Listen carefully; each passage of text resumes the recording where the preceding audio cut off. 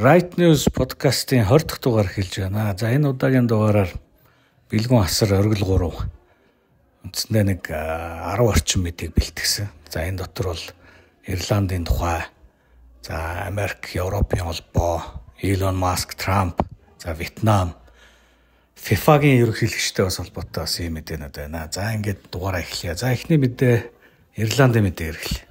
За Ирландын мэдээ гэдэг энэ бол инээдтэй мэдээгээр л эхэлж байна. Ирландд өсчин гоо сайхан ч ер нь бол өсчдөд биш тий. Үйлчлүүлэгчтэйгээ энэ цаг уурын уур амьсгалын өөрчлөлтийн талаар ярих гэж одоо ингээд мөнгө төлөхөр болж байна. Боловсролын яамнаас нь. Энэ урд нь Австралийн Сидней хотод хэрэгжиж ийсэн ийм төсөл юм байна. Энэ төслийг одоо Ирланд улсын 4 хотод одоо хэрэгжүүлэхээр үлгэр жишээ аваад хэрэгжүүлэхээр боллоо. Одоо энэ үсчид чинь нөгөө нэг хамгийн их яриа хөөрөөтэй. Тэгээ нөгөө үйлчлүүлэгчд нь ер нь бол үсчтэйгээ их сайхан ярьдаг штеп. Барбер шопод. Энийг нь л нөгөө төрийнхэн ашиглаад ер нь үсчтэй одоо үсчдэр пропаганда хийх гээд байна. Иймэрхүү хөгийн юм. Манай Монголынхоор одоо нэг таксины жолоочд нэг улс төр ирдэг штеп. Тэрнтэй л тийм хүмүүст одоо уур амьсгалын өөрчлөлтийн тухай мэдээлэл өгөх мөнгө төлж байгаад л ижилхэн ойлгочих чадсан тийм. Тэгээ үсчд аашин үс засчих хоорондоо уур амьсгалын тухай ярих юм. Тэг нь энэ ерөөсө 63 мянган паундыг Department of Education гэх боловсролын яамнаас нь одоо энэ нэр бүхий төрийн бус байгууллагад олгож байгаа. Энэ төрийн бус байгууллага нь үсчдэд одоо энэ 63 мянган еврог нь хойрлна гэсэн үг. Энэ бол ерөөсөө төрийн пропаганда, төрийн бодлого явж гин цаанаасаа.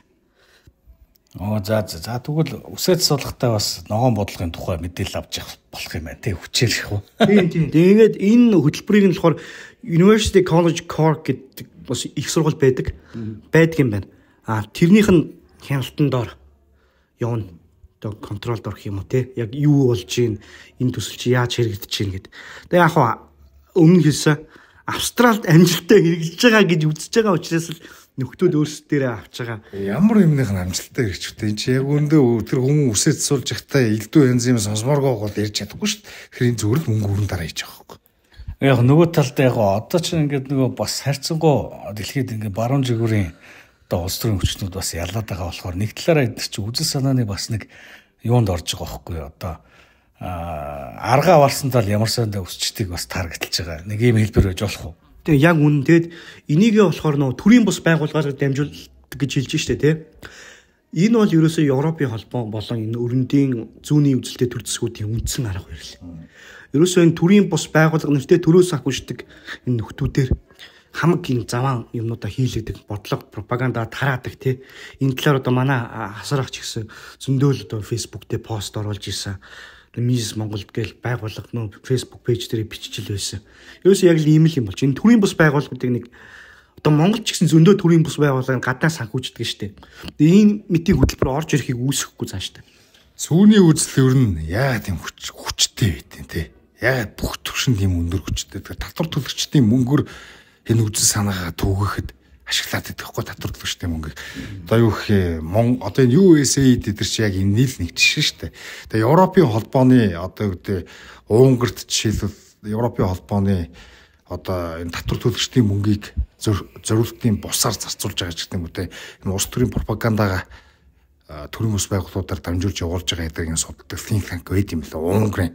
Унгарын хамгийн том боловсролын байгууллага, их сургуулиудын байгууллагууд, их сургуулийн хажууд нь тийм think tank гэдрүүд байд юм лээ. Тэгээд тэр нь бүр ийм өсчин бол жижиг асуудал заяа. Одоо юу гэх Европ чинь Орбаны их ч гэдэг юм уу, эсрэг үздэг одоо ийм глобалист, либерал ийм улс төрийн хүчин байгаа шүү дээ. Тэр мэрэнд одоо юу гэдэг элдв янзын Европын үнэт зүйлсийг одоо түүгээр нэгсэн CERV санаачлал гэдэг мэтэр дамжуулаад ингээ мөнгө оруулдаг. Тэгээ Польш ч юм уу, Европ ч юм уу энэ Европын холбоотой нийцэхгүй байгаа улс төрийн хүчнүүдийн эсрэг одоо санхүүжил өгдөг ч гэдэг юм уу, тийм хэвлэл мэдээлэл одоо активистуудыг санхүүжүүлдэг ч гэдэг юм уу, иймэрхүү юм бол их байдаг. Ер нь Европ өссөөс нь шүү дээ.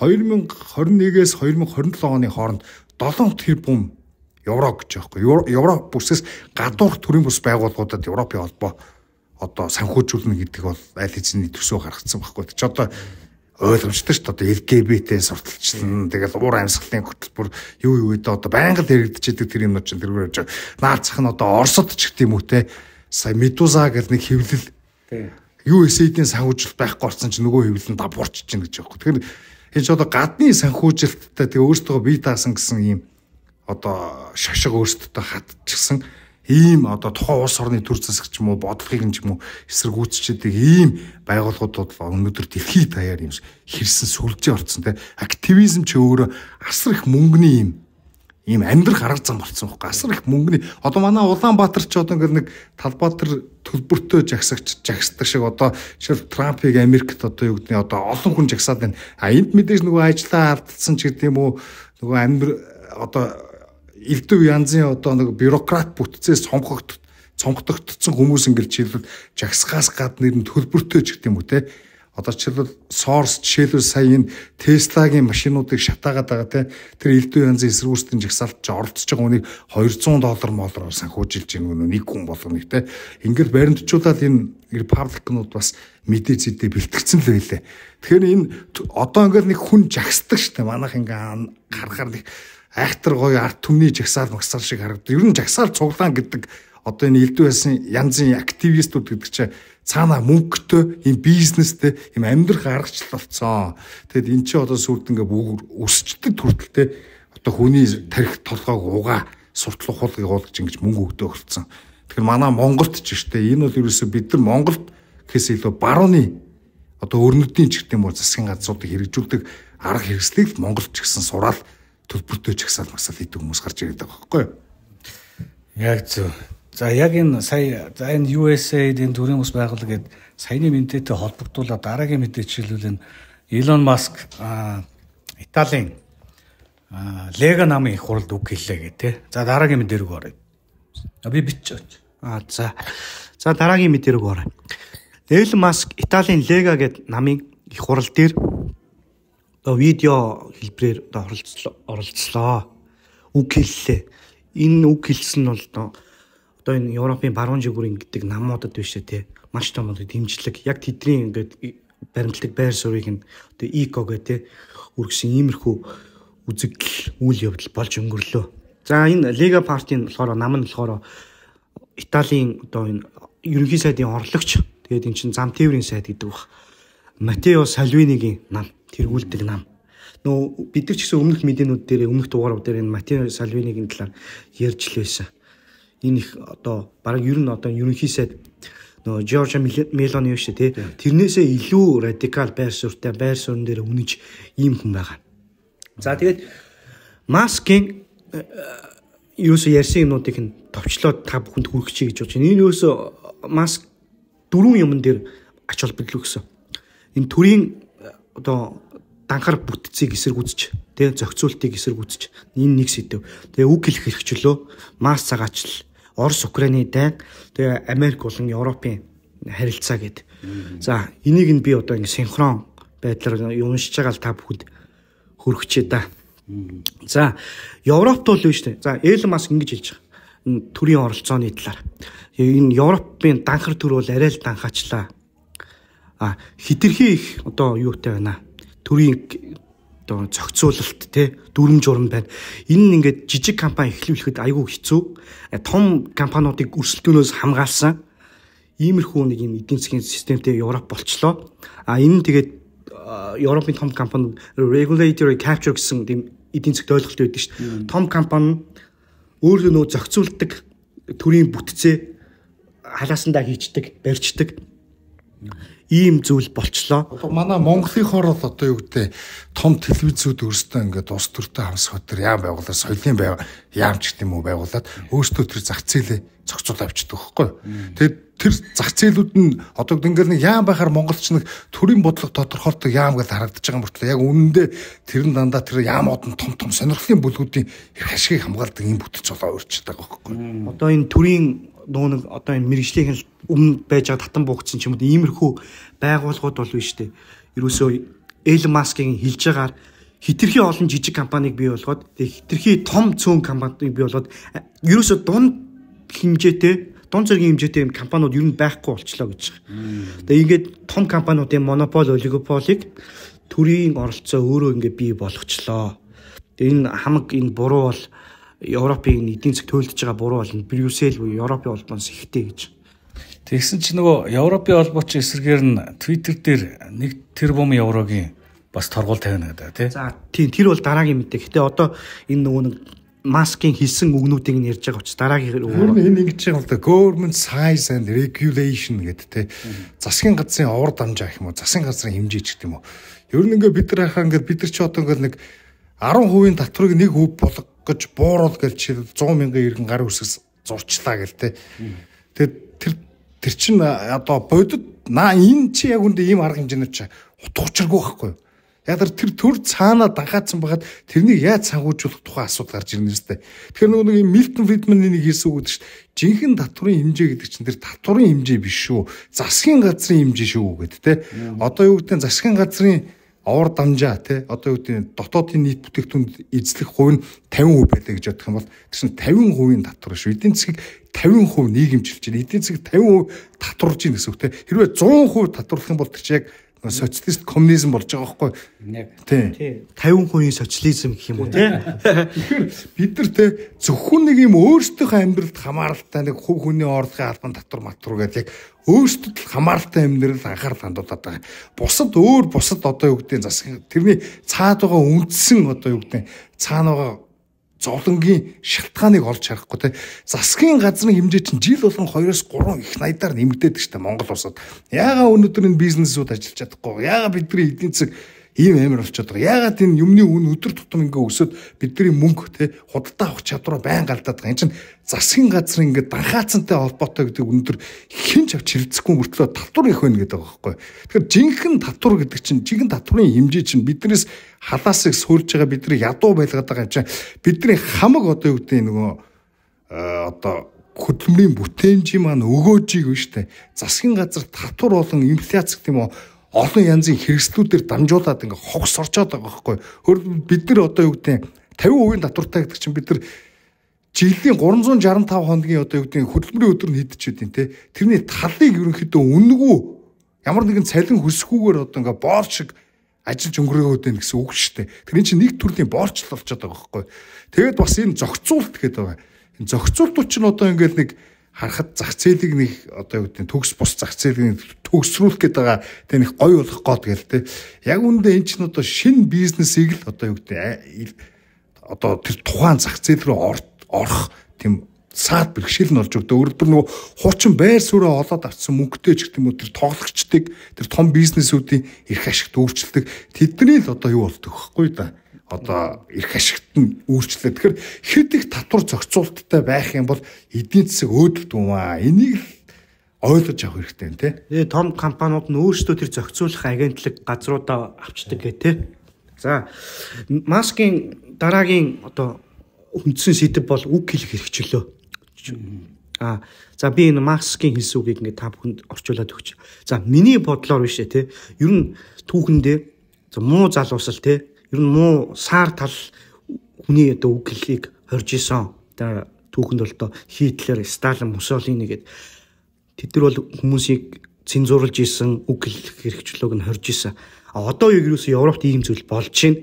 Энэ бол юусэн үндсээрээ фашист тийм үзэгдэл гэж байгаа байхгүй. Тэгэхээр одоо ер нь бол Европын холбоог энэ үгээрээ Элон Маск та нар бол фашистууд шүү гэх нэг далд байдлаар хэлчихэж байгаа. Шууд хэлж чадахгүй ч гэсэн.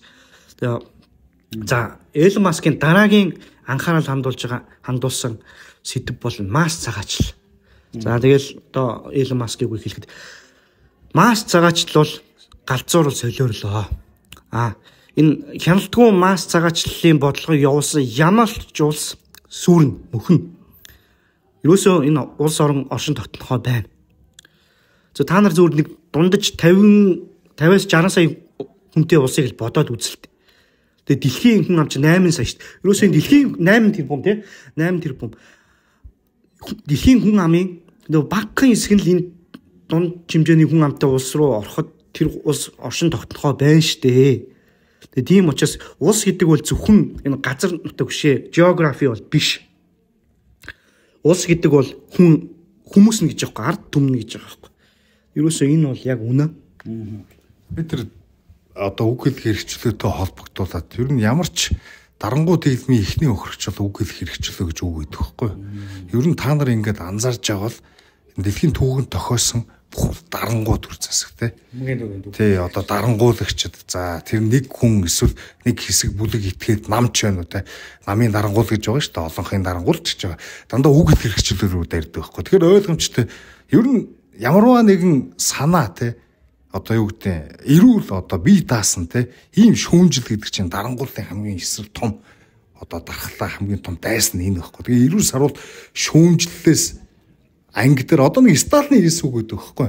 Энэ дэлхий дээр хамгийн хүчтэй зүйл үзэл санаа те буунаас илүү хүчтэй. Бид дайснуудаа буутай байхын зөвшөөрдөг мөртлөө яагаад үзэл санаатай байхыг зөвшөөрнө гэж гээд те Сталин ингэж хэлж ирсэн. Тэгэхээр эн чинь тэр чи яг л юм ойлгоцсон байгаа хүний л үг шүү дээ те.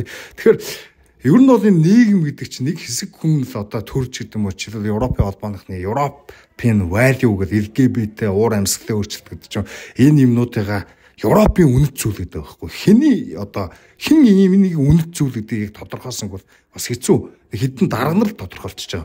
Одоо үгүй Европчууд одоо хизээ ингэж ярьж штэ. Европын үнэт зүйл гэж байхгүй.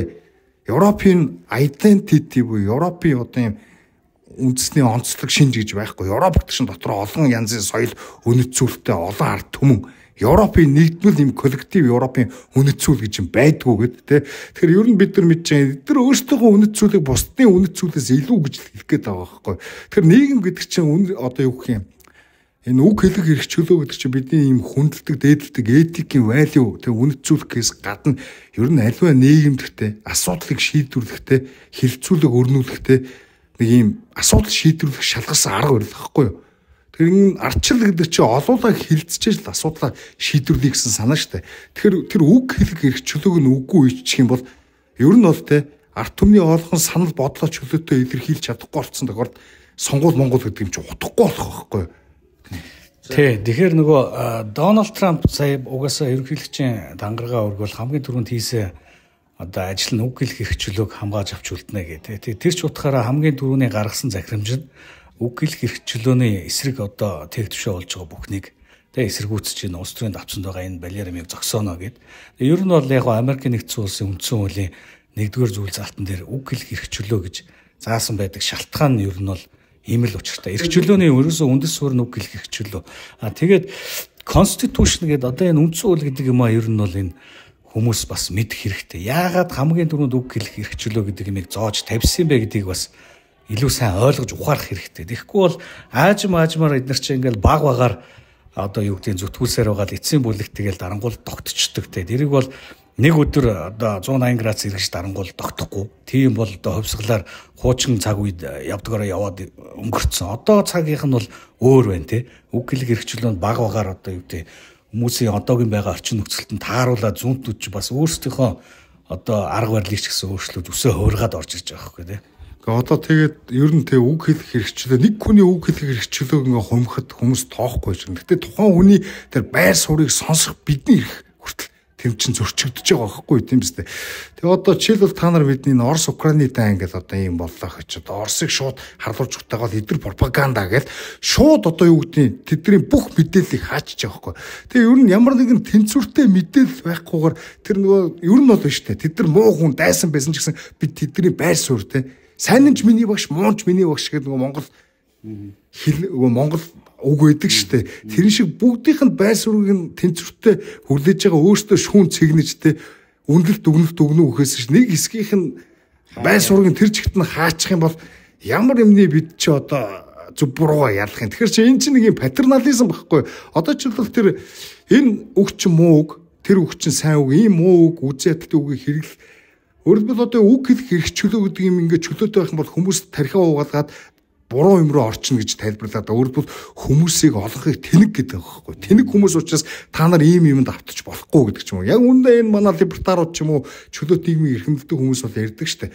Үг хэлэх эрх чөлөө үг санаа гэдэг чи яг л одоо үгдийн чөлөө зах зээл тэр нөгөө бараа бүтээгдэхүүний чанараараа одоо өрсөлддөг шиг те үг санаа айдиа штэ үг гэдэг чинь санаа айдиа нар ч гэсэн ингээд өөр хоорондоо өрсөлдөж яадаг те market of the ideas гэж яахгүй. Тэр шиг сайн санаанууд нь шалгарч үрдэж хоцордог. Муу санаанууд нь өрсөлдөөнд ялагдаад ингээд энэ маягаар явах ёстой болохоос хэн нэгэн дураараа гарч энэ сайн муу гэд ингээд тогтоочих чинь те энэ төрийн зүгээс ингээд тогтоочих чинь өөрөө тэр аливаа нийгмийн одоо юу гэдэг асуудал шийдвэрлэх аргачлалыг бүхэлд нь үгүй гэж хамгийн буруу юм бол ордог байхгүй. Гэхдээ ер нь бол үг хэлэх эрхчлөөч юм бол нөгөө бус түүний ихээр хязгаарлагдсан нөгөө юунд хүн аллаа гэж одоо юу явж болохгүй тий өрөөлж болохгүй жишээлбэл одоо занал хийлж болохгүй тий энэ утгаараа социалистууд бол ер нь бол өөрсдийнхөө тэр үзэл санаа нь хүн дээрэмдий гэсэн үзэл санаа шүү дээ. Ер нь алын гэсэн ангийн хувьд устгах гэсэн үзэл санаа.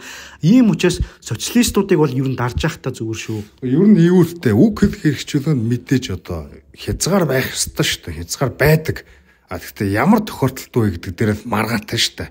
Ямар тохиолдолд улс төрийн цензур хийгээд одоо ч порно кино хүүхдэд үзүүлэх чи үг хэлэх ч юм уу одоо энэ free expression гэдэг юм уу эсвэл мэдээлэл авах ч гэдэг юм уу энэ эрхчлөө тодорхой хэмжээнд хязгаарлаж байгаа гэж үзэж болно заяа. Гэхдээ яагаад вэ гэдгийг нь бол ойлгомжтой шүү дээ.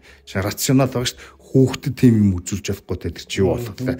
Тэрэн шиг одоо юу гэдэг тодорхой хэмжээний хязгаарлалтууд байдаг. Тэр тухайд бид нар сайн ингээд судлаад илэрэнгүй ярьж байна. Энэ улс төрийн ч гэдэг юм уу. Өрсөлдөгчдөө намах хэмигтэй элдв янзын одоо юу гэдэг инэр нэгүс compassion нэрээр оруулж ирэл чи одоо энэ хүнийг одоо юу гэдэг гомо гэж хэлж болохгүй хар гэж хэлж болохгүй тэгээ энэ үг энэ word гэдэг үгийг ашиглаж болохгүй гих маягаар ингэж тэр яах вэ чи одоо хэцүү юм ингээд те яриад байдаг эн чинь бол буруу байхгүй ялангуяа улс төрийн хувьд байр суурь илэрхийлж байгаа нөгөө талд нь социалист одоо жишээлбэл ямарч одоо юу гэдэг улс төрийн нам одоо дэлхийд бол одоо фашист нам байгууллагыг хориглосон шүү дээ фашизмыг бол хориглосон те коммунист нам байгууллагыг хориглоогүй те огт хориглоогүй те. Гэтэ яг ингээд анзаараад их юм бол яагаад эдгээр хориглож байгаа бол эдгээр чинь дээр нь тонол аллаг хувьсгал гэл нэг гой нийгмийн шудраг ёс мосны дөрөөр халавчлаад байгаа боловч мас аллаг маллах хий дайн дэгдээ эсвэл төрийн эсрэг гэмт хэрэг хий төрийн эрхийг хууль бусаар авъя мав гэдэг юмыг хязгаарладаг шүү дээ. Тэрэн шиг энэ коммунизмыг ч гэсэн социализмыг ер нь энэ социал демократуудыг ч гэсэн одоо ер нь дээр нь тоноолхий татвар өндөр нэмий эдгэрч гэсэн хязгаарлах рационал бол байдаг л байхгүй. Өнөөдөр тэгээ яг дэлхийд социалистууд хүчтэй учраас тэднийг одоо ингээд дээр нь тоноолхий гэдэг үг хэл хэрэгчлөөнд бид нар хязгаарлалт тавьж чадахгүй л байгаа. Тий хамгийн гол надад яг чи түрүүн хэлээ нөгөө compassion гэдэг үгээр те энэр нь нэгүүлсэхгүй гэдэг үгний цаана социалистууд яг ясан юм дээр жинхэнэ ангиж үзлийг тэнд гаргаж тавьчихдаг те хэсэг бүлэг хүмүүс нь бусдынхаа амьдралыг л шийдэх ёстой гэсэн нэг юм дарга ангитай тийм ээ. За айгуу сайхан дэлгэрэнгүй ярилцлаа гэхүү хадуурлаа гэхүү. За маскын хэлсэн үг дахиад үргэлжлүүлээд явна. Тэрийг бол айгүй хурдан явчаа. Орос Украины дайн дээр бол өөрийнхөө байр суурийг маск илэрхийлсэн. За ер нь бол энэ дайн зогсох ёстой, хүмүүс үхгээ болох ёстой. Оросын талаас тэр Украины талаас ч тэр нөгөө цэрэгт албатан татагдсан хүмүүсийн цус одоо ингээ урсч ханалаа штэ. Одоо энэ дайн зогсохгүй боллоо гэд арай хитэрлээ гэдэг иймэрхүү. Энэ дайныг зогсоох талаар үг хэлсэн. За дараагийн байр суурь нь хамгийн сүүлчийн илэрхийлсэн байр суурь нь энэ Америк бол Европын харилцаа. За маск болохоор за миний хувьд энэ Америкийн нэгдсэн улс болон Европ хоёр маш ойр дотн харилцаатай байхыг хүсэж байна. Тэгээсэй гэж би одоо найдаж байна. Одоо жоохон тийм юу байгаа штэ тий хол байгаа штэ. Үзэл санааны хувьд ч тэр. Тэгээд ерөөсөө энэ Орос Америкийн хооронд энэ худалдааны тарифгүй ингээд чөлөөт худалдааны бүс бий болоосоо энэ хоёр хоорондоо ингээд чөлөөт худалдаа гараа ингээд ойрхон яваасаа гэсэн тиймэрхүү юм ярьж байгаа байхгүй. Юу маск. За тэгээд за окей. Тэгээд юуны нөгөө Европын холбооны Twitter дээр нөгөө X дээр тавьсан дараагийн мэдээ рүү орё тэхүү. За тэгээд за маскыг зөндөө ярьлаа. Гэтэ одоо дараагийн мэдээ нь бас масктай холбоотой болно л доо. За Европын холбоо энэ Elon Musk-ийн X Twitter платформыг 1 тэрбум еврогоор одоо торохоор зэгч байна.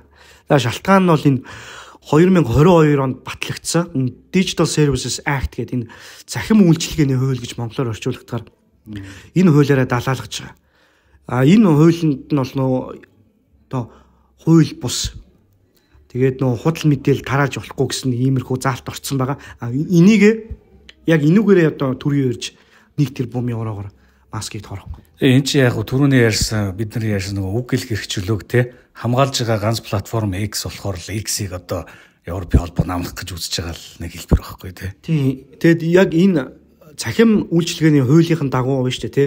Компани дэлхийн нийт орлогын нь шүү дээ 6 хүртэлх хувиар нь орох боломжтой гэж байгаа байхгүй. Орлого шүү дээ, ашиг биш. Орлогын нь 6 хүртэлх хувь гэдэг чинь ямар том тоо вэ? Тийм. Тийм яг үнэ. Дээр юм. Тэгээд энэ үзэн ядах үг хэлэг гэдэг hate speech. Тэгээд disinformation, misinformation гэдэг энэ худал мэдээлэл тараах гэдэг үгээрээ далаалгаад. Одоо энийг нь бол мэдээж Трамп Маск бол эсэргүүцэн бүр ингэж энийг бол бүр ингээ активизм болгож байгаа. Олон нийтийн баг ингээ ариунтай өрнүүлэх ухааны юм одоо Маск яриад байгаа юм л да. Тэгээ ер нь бол ойлгомжтой чи одоо Twitter одоо X-ийн хэрэглэгчдийн одоо дата гаргаж өгөх гэсэн шаардлагатай байж тээ. Тэгсэн. Тэрнийг бол Маск гаргаж өгөөг штэ. Тэгээ нөө судалгааны байгууллагууд гээд байгаа нөө сонгуулийн ч юм уу тий бид нар өмнө ч гэсэн мэдээгээр ярьсан. Яг тэр та нар яагаад энэ хэрэглэгчдийнхээ датаг мэдээллийг энэ албан ёсны байгууллагад өгсөнгүү гэж шалтгаалж байгаад гусаад байгаа байхгүй. Энэ Европын холбооч ерөөсө хятадтай маш ижлэгэн болоод байгааг та нар анзаарч байна уу? Тий. Ерөөсөө яг л хятадын энэ модельийг дуурагаа яваад байгаа шүү дээ. Ер нь энэ санаанууд нь дандаа тэр wave гэдэг байгууллага байгаа шүү дээ. Klaus Schwab гэдэг эдийн засгийн форум. Тэр нөхрийн энэ одоо дэвшүүлсэн аж үйлдвэрийн 4 дахь хувьсгал нуйсгал гэж яриад байгаа юм чи хятадд хэрэгжээд яваад байгаа хятадын авторитартай хүмүүсийг хяналтанд байлгах тэр аргачлалуудыг шууд улаан сайн хулбарлаад байгаа байхгүй. Тэгэд одоо юу гэх энэ Bill and Melinda Gates санаж гэдэг юм уу те. Иймэрхүү юмнуудаас чинь ингээл анх нэг юм модель боловсруулаад Европын холбоог энэ Америк жишээлбэл энэ ковидын хөл хорионы арга хэмжээг санаачилсан шүү дээ. Тэр чинь Bill Gates чинь тэр санаагаа хятадуудаас авсан. Тэгээд тэр ер нь энэ одоо бүх ковидын үеийг ингээ анзаархад хятадын аргачлалыг тэр чигээрээ өрнөд хуулбарсан байхгүй юу? Тэгэхээр одоо цаашдаа ч гэсэн энэ маягийн шалтгаудаар одоо энэ Европын холбооч уур амьсгалын өөрчлөлтөө те улс үндэстнүүд өөрсдөө бие тааж энэ асуудлыг шийдвэрч чадахгүй учраас дэлхийн governance хэрэгтэй байна. Тэр дэлхийн governance-тэй улс орнуудын засгийн газарт одоо юу гэдэг зааварчилгаа өгөх байдлаар энэ глобал асуудлуудыг глобал шийдэл хэрэгтэй байна гэж энэ маягаар хүмүүсийг одоо юу гэдэг хятад маягийн тогтолцоонд оруулахыг уриалаад байгаа байхгүй. Тэрнийг улаан цайм одоо энэ Европын холбоор шууд хэрэгжүүлж эхэлж байгаа те. За яг энэтэй холбоотой дараагийн мэдээ угаасаа яг авцалдаж байна л да. Европын холбооны энэ төв банкны цахим мөнгөнд тэмдэгт гэдээ бас байна л да. За энэ юу болж байгаа нөхөр яас бэлгүнэ? Энэ юу болж байгаа нөхөр Европын холбоо төв банкны дижитал мөнгөнд тэмдэгтийг гарганаа гэд ерөнхийдөө энэ 23 оны 11 сараас эхлүүлсэн. За ерөнхийдөө бол Phase 1 2 3 гэдэг юм 3 үе шаттай явж байгаа. Энэ эхний 2 үе шат нь ерөнхийдөө яваад дуусч байна. За тэгээд энэ дээр юу болж байгаа вэ гэхээр ерөөсөө энэ төв банкны дижитал цахим мөнгөнд тэмдэгдэх энэ Central Banking Digital Currency гэж. Энэ болохоор ерөөсөө энэ одоогийн байгаа энэ системийг тэр чигтэн 100% цахим болгоё гэж. За энэ нь болохоор түрүүн одоо асрын хэлсэн аж үйлдвэрийн 4-р хувьсгал дижиталчлалч гэдэг юм. За энэ хүрээнд явж байгаа нэгс орчин үеийн зүүнтнүүдийн түлхэж байгаа л нэг юм бодлогын нэг хэлбэр нь. За бүр тодруулж хэлэх юм бол энэ дэлхийн эдийн засгийн форум, за нүүб, за тэгээд энэ Европын холбооч гэдэг юм. Эдгээр чинь нэг талдаа гарчаад одоогийн байгаа системийг ерөнхийдөө нэг мөсөн ерөөсөө энэ хувийн өмч рүү ерөөсөө бүрэн дүүрэн халдах нөхцөлийг одоо тавьж байгаа нэг хэлбэр нь энэ 100% дижитал цахим мөнгөний систем. Өөрөөр хэлбэл төв банкны дижитал одоо мөнгийг бий болгоно гэсэн. Тэгэхээр одоо нөхцөлд бол ер нь ингээд за энэ технологийн хөгжилтэй уялдуулаад ярих юм бол аль хэдийн баг нийт одоо юу гэдэг зах зээл дээр арилжаа үйлчилгээ солилцоо хийж байгаа үйл явдлыг ингээд процентлоод харах юм бол 90% дижитал хэлбэрт очсон байгаа байхгүй. Тэгэхээр бэлэн мөнгөөр тооцоо хийдэг хүмүүс бол ер нь нэлээд ховор болчихсон тий. Тэгээ яг энэ аж үйлдвэрийн 4-р хувьсгал гэдэг энэ зүүнтнүүдийн яриад байгаа энэ дээр яг мэдээж технологийнхаа одоо дэвшил энтрийг харах юм бол сайн зүйлч бий муу зүйлч бий бас тий. За тэрний зүгээр хамгийн онцгой хувилбар нь бол энэ төв банкны цахим мөнгө юм байгаа юм ба. За энэгээр дамжуулж юу болдгоо гэхээр одоо яг энэ хятадд болж байгаа энэ social credit system гэдэг нийгмийн одоо кредит системийн онооч гэдэг юм уу. Тэгээ ерөнхийдөө одоогийн орчин үеийн дэлхийн ертөнцийг зүүнтнүүд хэрхэн яаж удирдах болох вэ гэдгийг хятадууд бол одоо маш сайн үзүүлж байна. За тэгээ энэний араас Европын холбоо явж байна. За хэрвээ энэ төв банкны захин мөнгө батлагдах юм бол үндсэндээ одоо cashless society гэж яриад байгаа өөрсдийнх нь нэрлэж байгаа одоо бэлэн мөнгөгүй ийм систем нийгмийг бий болгоно гэд. Тэгэхээр одоо хүн одоо дансандаа хэдэн төгрөгтэй байхаас үл хамааран тэр нэгснээ бэлнээр байхгүй захим зүгээр тоон хэлбэрт очихоор ерөнхийдөө баг өмчийг чинь баг 100% удирдах ийм одоо нөхцөл байдал үүснэ гэж байна. За тэгэхээр энэ хуульч гэжтэй одоо энэ хөтөлбөр нь хизээ яаж дуусах вэ гэхээр одоо энэ Европын төв банкны ерөнхийлөгч Кристин Лагерийн хэлсэн үг байна л да 3 сард хийсэн сая. Энэ дээр юу гэж хэлсэхээр энэ эхний 1-2 дугаар фейз нь бол явсан. За 3 дугаар фейз нь бол 2025 оны 10 сард ерөнхийдөө ярьж шийдэгднэ. За эндээс бол ер нь бол яг энэ бүрэн дүүрэн 100% одоо дижитал мөнгөнд тэмдэгт рүү очих хугацааг бол 2026 оноос 2028 оны хооронд одоо шилжилт явагдана гэж. За энэ дотор бол одоо Европ бүсийн 20 гаруй орныг хамарсан. Ерөнхийдөө энэ Европын холбоонд байгаа улс орнууд бүгдээрээ дижитал захин мөнгөтэй болно гэж байгаа. Тэр нь мэдээж төв банкны төвлөрсөн гэсэн үг шүү дээ, тий. За нэг ийм болж байна. Тэгэхээр энэ бол ерөнхийдөө орчин цагийн зүйлүүдийн хийж байгаа одоо хамгийн том одоо аюултай зүйлсүүдийн нэг. За энэ дээр ямар бодолтой байна вэ? За энэ дээр мэдээллийг нэмээд өгчөд ингэж байгаа. Энэ бол 3 фейз уу 3 үе шаттай явж байгаа арга хэмжээ. Яг одоогийн байдлаар бэлтгэлийн фейз уу тий бэлтгэлийн үйл ажиллагаан дээр явж байгаа. Энэ 23 оны 11 сараас эхлээд 25 оны 10 дугаар сард дуусна энэ 2 дахь үе шат нь. За энэ 2 дахь шат дээр нь юу хийж дуусах вэ гэхээр rule book юу дүрм журмаа гэж хийж дуусгана. Тэгээд нөө технологийн компаниудаа сонгоно. Тэгээд тесттэй хийнэ гэж байгаа. Тэгээд 3 дахь үе шат нь болохоор 25 оны 10 дугаар сараас эхлээд 3 дахь үе шат нь юу вэ гэхээр Европын нөө комисс гэж байгаа. Консул зөвлөл Европ парламент энэ 3 байгууллагуудаараа бүтцээрээ яг тэр хууль эрх зүйн асуудлыг шийдээд явна. Тэгээ эцсийн хугацаанд 26-аас 28 онд энэ 3 дахь үе шатнд дуусаад Европ бол ингээд бүрэн дижитал одоо захим төв банкны мөнгөнд тэмдэгтийн одоо систем рүү шилжинэ гэж байгаа. Klaus Schwab жоох үү нэг дэлхийн эдийн засгийн формын та юу ч өмчлөхгүй ба та ямар ч privacy те хувийн одоо орон зай байхгүй мөртлөө та аз жаргалтай те you will own nothing and you will be happy гэж байгаа юм. Та юу ч өмчлөхгүй та ямар ч өмчлөхгүй гэхдээ та аз жаргалтай байх болно гэсэн. Тэгэхээр наа чинь одоо юу гэхээр ойлгомжтой. Бид нар чинь мөнгө гэдэг чинь бодит юм байхгүй. Өнөөгийн энэ зуунд байхгүй болчихсон болохоос бодиттой commodity цөөрөлдөг байхгүй. Одоо бараа бүтээгдэхүүн алт металл, алт мөнгө ч гэдэг юм уу, үнэт металлт те. Одоо мөнгө гэж монголоор хэлдэг үстэй чинь мөнгө гэдэг чинь үнэт металлын нэрийг л монголчууд төлбөрийн хэрэгсэл, арилжааны хэрэгсэл болгож ашигладаг байсан гэх те. Тэгээ энэ тухай манай оргил сайн нэг яриасан. Энийг бол нэг дэлгэрэнгүй яриад яах вэ? Гэхдээ ер нь одоо энэ цаасан мөнгөний чинь нэг байгаа юм энэ чинь бас нэг хүмүүст privacy бий болгож өгдөг байхгүй юу? Privacy болно. Дээрээс нь одоо юу гэдэг нь дарангуй төр засгуудын эсрэг тэмцэлт чинь хувийн өмчч гэдэг юм уу те мөнгө энэ далд зах зээл дээр чи айгүй тустай байдаг те. Тэгэхээр одоо жишээлбэл бид нэг төв банкны дижитал мөнгөтэй болчлоо гэж бодоход тэр цааш одоо нэг юм инфляц ч гэдэг юм уу зүгээр наацхан мөнгөний ханш маншийн асуудал төр тэрнийг одоо ч биткойныг дэг хориглоо ичээ гэж бодъё. Тэгэх юм бол бид нар ерөөсөө энэ мөнгөө хадгалах, мөнгөнийхэн үн ханшийг хадгалах, өмчөө хадгалах ямар ч тийм боломжгүй болж байгаа байхгүй. Дээрээс нь privacy байхгүй те бидний худалдаа хийж байгаа тэр транзакц болгоныг ингээд төр хянж байгаа тохиолдолд бидэрт чинь бидний алхам тутам бусдын нүдэн дээр тэр тийм болчих чинь гэсэн. Тэгэхээр энэ бол одоо хүн төрөлхтний түүхэнд урд нь хизээж байгаагүй юм төрийн хяналтын тогтолцоо. Өнөөдөр тэ эртний цагт бол ингээд асар ихтэй том дарангуулагчтай хүн төрөлхтний амьдралын бүхэл салаа мөчр бүхнийг ингээд хянах хүсэлтэй. Гэтэ тэдэрт тийм боломж байдгүйс ягаад бол технологийн хувьд ямар ч төр хүний бүр алхам бүрийг хянж чаддаггүй байсан байхгүй. Тийм учраас дарангуул ямар нэгэн байдлаар унцдаг байсан. Өнөөдөр хүмүүсийг бол тэ үйлдэл болгоны ажиглагч чинь тэ одоо энийг зөвгөнсөн хүн чинь нөгөө Big Brother is watching you 1984 зохиолтоор тэ Орвелын тэр зохиолч яг энийг л илэрхийлээд байгаа. Ийм санаа бол ерөнхийдөө энэ социалист фашисттэй дарангуй төрүүдэд дандаа байдаг. Өнөөдөр тэр big data ч гэдэг юм уу энэ технологийн боломжууд чинь асар амар ийм хүний амьдралыг хизээч урд хожид байгаагүй хяналтын тогтолцоонд оруулж боломжтой байна гэдэг чинь одоо сүүлдээ манай энэ яриад байгаа шүү дээ 1984 чинь бүр дарангуулаас урьдчилан сэргийлэх биш бүр дарангууллын гаруй хаалга болцсон гэдэг. Тэрнийг харж байгаа яаж хүмүүсийг хянах вэ гэдэг дарангуулагч баг суралцчихж байна гэдэг.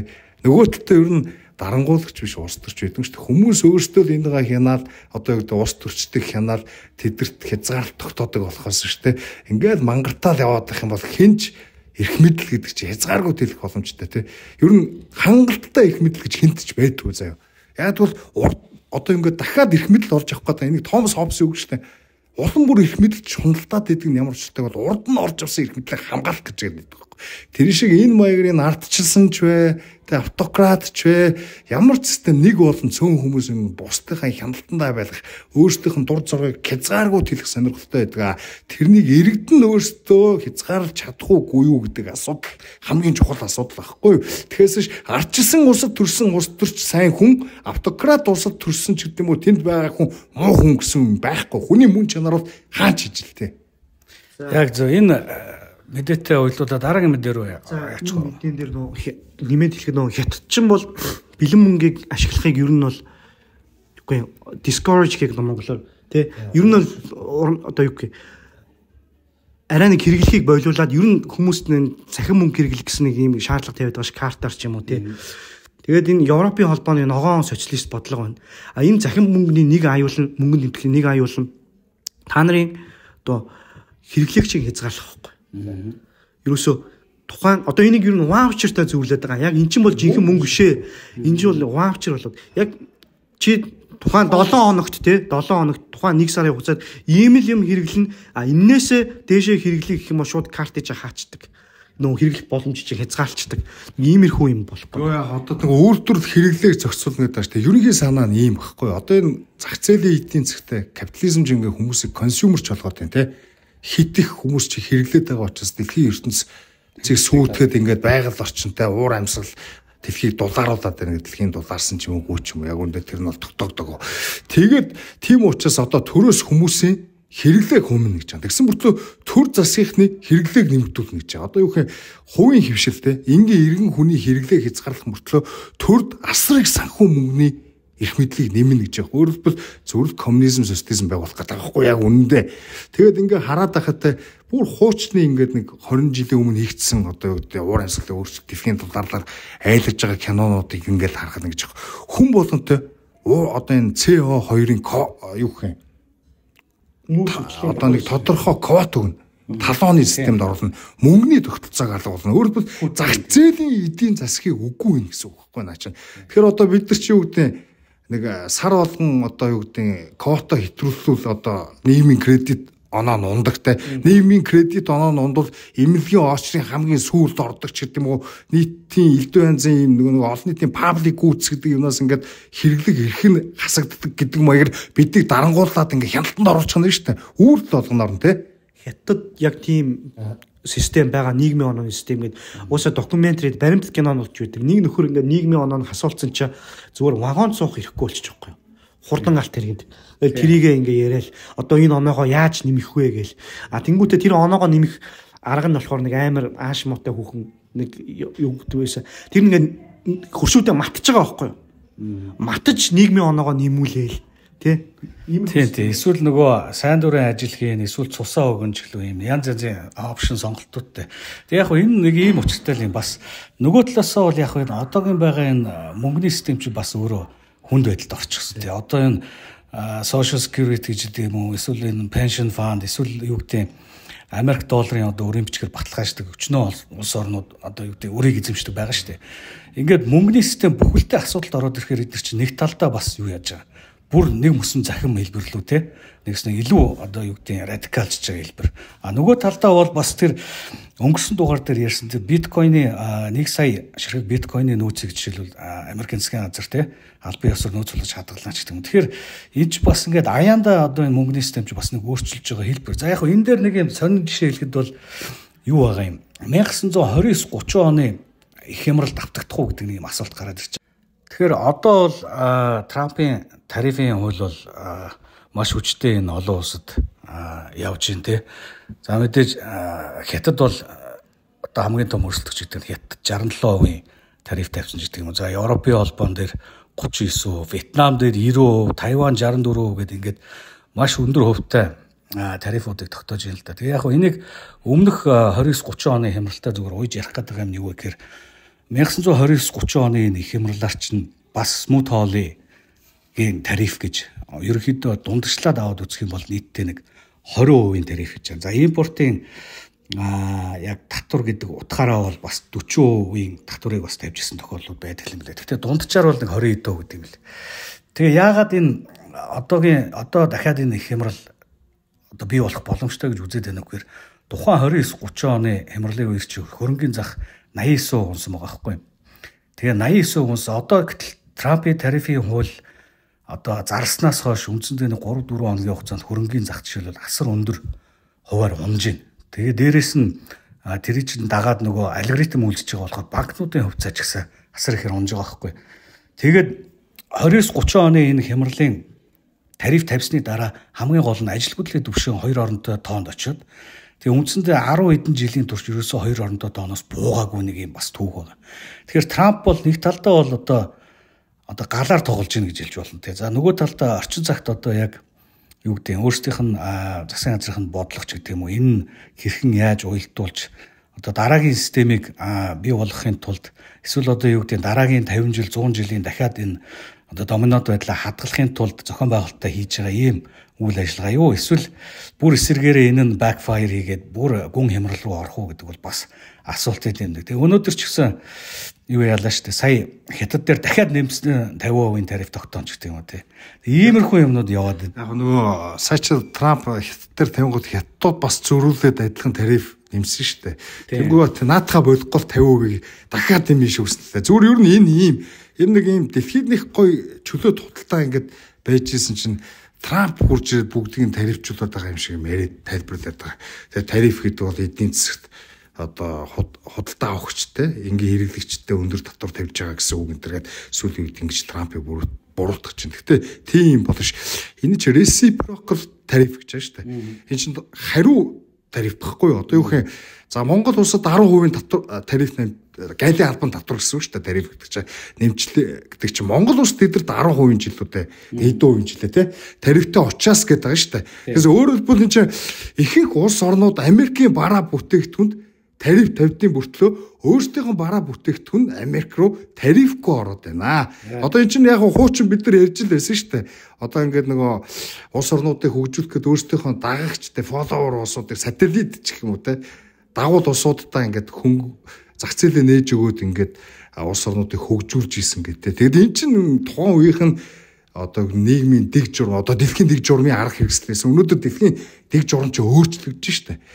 Одоо юу гэх юм тэр систем ч өөрөө Америкт ашиггүй болоод эхэлсэн гэж Трамп яриад нь шүү дээ. Одоо ингээд нэг урт хугацаанд явж исэн юм чи хараа эндээ өөрчлөж байна. Одоо юу гэх юм Фрэнсис Фукуяма жишээлбэл Трамп гарч ирээд дэлхийн дэг журмыг өөрчилж байгааг уурлаад яг үндэ Трамп дэлхийн дэг журмыг өөрчилдөг хүн үү эсвэл дэлхийн дэг журм өөрөө өөрчлөгдөж байгаа учраас тэр хүмүүсийн юу гэдэг нь сонголт ч гэдэг юм уу тэр хүмүүсийн хүсэл эрмэлзлийг илэрхийлсэн улс төрч гарч ирээд ажил хийгээд байна уу гэдэг бас өөр асуудал гэхгүй юу. Тэгэхээр ер нь бол мэдчихээ өөрчлөгддөггүй юм гэж байхгүй тийм биз дээ. Урдах систем өөрчлөгдөж чинь энэ л Трамп энэгээр илэрхийлж шүү дээ. Тэгэхээр одоо юу гэдэг Трамп гарч ирээд өөрөө шинэ ертөнцийг байгуулах гэдэг юм байхгүй шүү дээ. За тэгэхээр энэ тарифын энэ хуулийг бас хэдүүлээ бас цаашдаа харж байгаа юм юм байгаа. Одоо юу гэх юм smooth hall тариф гэдэг байгаа шүү дээ. Энд чинь бол хямрал болцсны дараа хийсэн тариф багхгүй юу? Трамп бол хямрал болохоос өмнө хийж байгаа. Тэгэхээр энэгээрээ ялгаатай. Тэгэхээр яг одоо ингээд жишээлбэл дараагийн мэдээнд гарч ирэнтэй сая жишээлбэл өнөөдөр би харлаа. Европын холбоо гэдэл Трамп тэгээ одоо юу гэх аж үйлдвэрийн бүтээгдэхүүн одоо үйлдвэрлэлийн хэрэгслийн ч гэдэг юм уу. Тэгээ капитал бараа тэгээ аж үйлдвэрийн бүтээгдэхүүний чинь тарифгүй оруулъя гэсэн юм санал тавьж байгаа гэдэг чинь Трамп өөрөөр хэлбэл бусад улс орнуудад бидэрт өндөр тариф тавихаа боль гэсэн шаардлагыг л одоо илэрхийлж байна. Америкийн зах зээл гэдэг бол өнөөдөр дэлхийн хамгийн том худалдаа авах чадвартай те хамгийн том зах зээл байхгүй юу? Хятадын ч юм уу, Европын ч гэдэм үү, бусад бүх зах зээл Америкийн зах зээлгүйгээр бол явахгүй. Тийм учраас хүссэн хүсээгүй тэр хүмүүс тарифа бууруулахаас өөр аргагүй болно. Тэнгүү Трамп бас дагаад тарифа бууруулахгүй. Тэгэхээр наа чин Трамп одоо юу гэдэг нэг тарифгүй чөлөөт худалдаа явагдаж байгаа ертөнцийг юм болгоцсон баг. Өнөөдөр нь хаач чөлөөт худалдаа гэж байхгүй. Чөлөөт худалдааны иргэн чинь дууссан. 19-р зууны тэр капитализм лассафе үе гэдэг чинь тэр үед харьцангуй чөлөөт худалдааны идеалд юу хин дэлхийн ертөнцийн ойртсон байсан болохоос 20-р зуунаас бол энэ худалдаа гэдэг нь олон улсын байгууллагч гэдэг юм. Дэлхийн худалдааны байгууллага гэдэг чинь ийм байгууллагууд гарч ирээд энэ дэлхийн улс орнуудын энэ олон улсын худалдаагч зохицуулдаг болсон. Ер нь би урд нь ярьж лээс гадаад бодлого гэдэг бол дотоод бодлогыг өөрчлөгчтэй. Өнөөдөр дэлхийн чөлөө зах зээлтэй ус гэж байхгүй шүү дээ. Чөлөө зах зээлийн идеал хэр ойрхон бай, хэр холбоо гэдгээр л байна үхээс. Тэгэхээр одоо юу гэх юм? Чөлөө зах зээл байхгүй тохиолдолд одоо би жишээлбэл Орос руу мах худалдаж аваад Оросд авчиж зарах гэм боломж байхгүй. Надаа ус би одоо юу гэдэг төрөөс лиценз авчиж Орос руу экспортлох хэрэгтэй ордог. Тэгэхээр энэ өнөөгийн дэлхийн худалдаа гэдэг чинь тийм хүн хоорондын харилцаа, хүн хоорондын 8 арилжааг чөлөөтэй байлгаад байгаа чөлөөт худалдаа шин. Энэ чинь нэг хэсэг лицензтэй хүмүүс л хоорондоо худалдаа хийж яадаг тийм. Тэгэхээр өөрөөр хэлбэл энэ том компаниудад ч гэдэг юм ашигтай ийм л тогтолцоо орсон байхгүй. Одоо юу гэдэг тэр нафта ч гэдэг юм уу Трампын татгалцсан Америкийн нэгдсэн улсад ашиггүй гэрээ гэж яриад байгаа шүү дээ. Үнэхээр Америкт ч гэдэг юм уу за нэг импорт суурилсан компаниуд нь ч гэдэг юм ашигтай байдаг юм бол те одоо юу гэх юм нэг тиймэрхүү байдлаар цөөн хэсэг хүнд ашигтай нийт иргэдэд нь ашиггүй болчиход байгаа байхгүй. Тэгэхээр чөлөөт худалдааг Трамп үгүй гэдэг юм шиг. Өнөөгийн дэлхийн ертөнцийн угаасаа чөлөөт худалдаа байхгүй ертөнц шүү. За энэ мэдээтэй ийм үргэлжлүүлч хөө уучлаарай.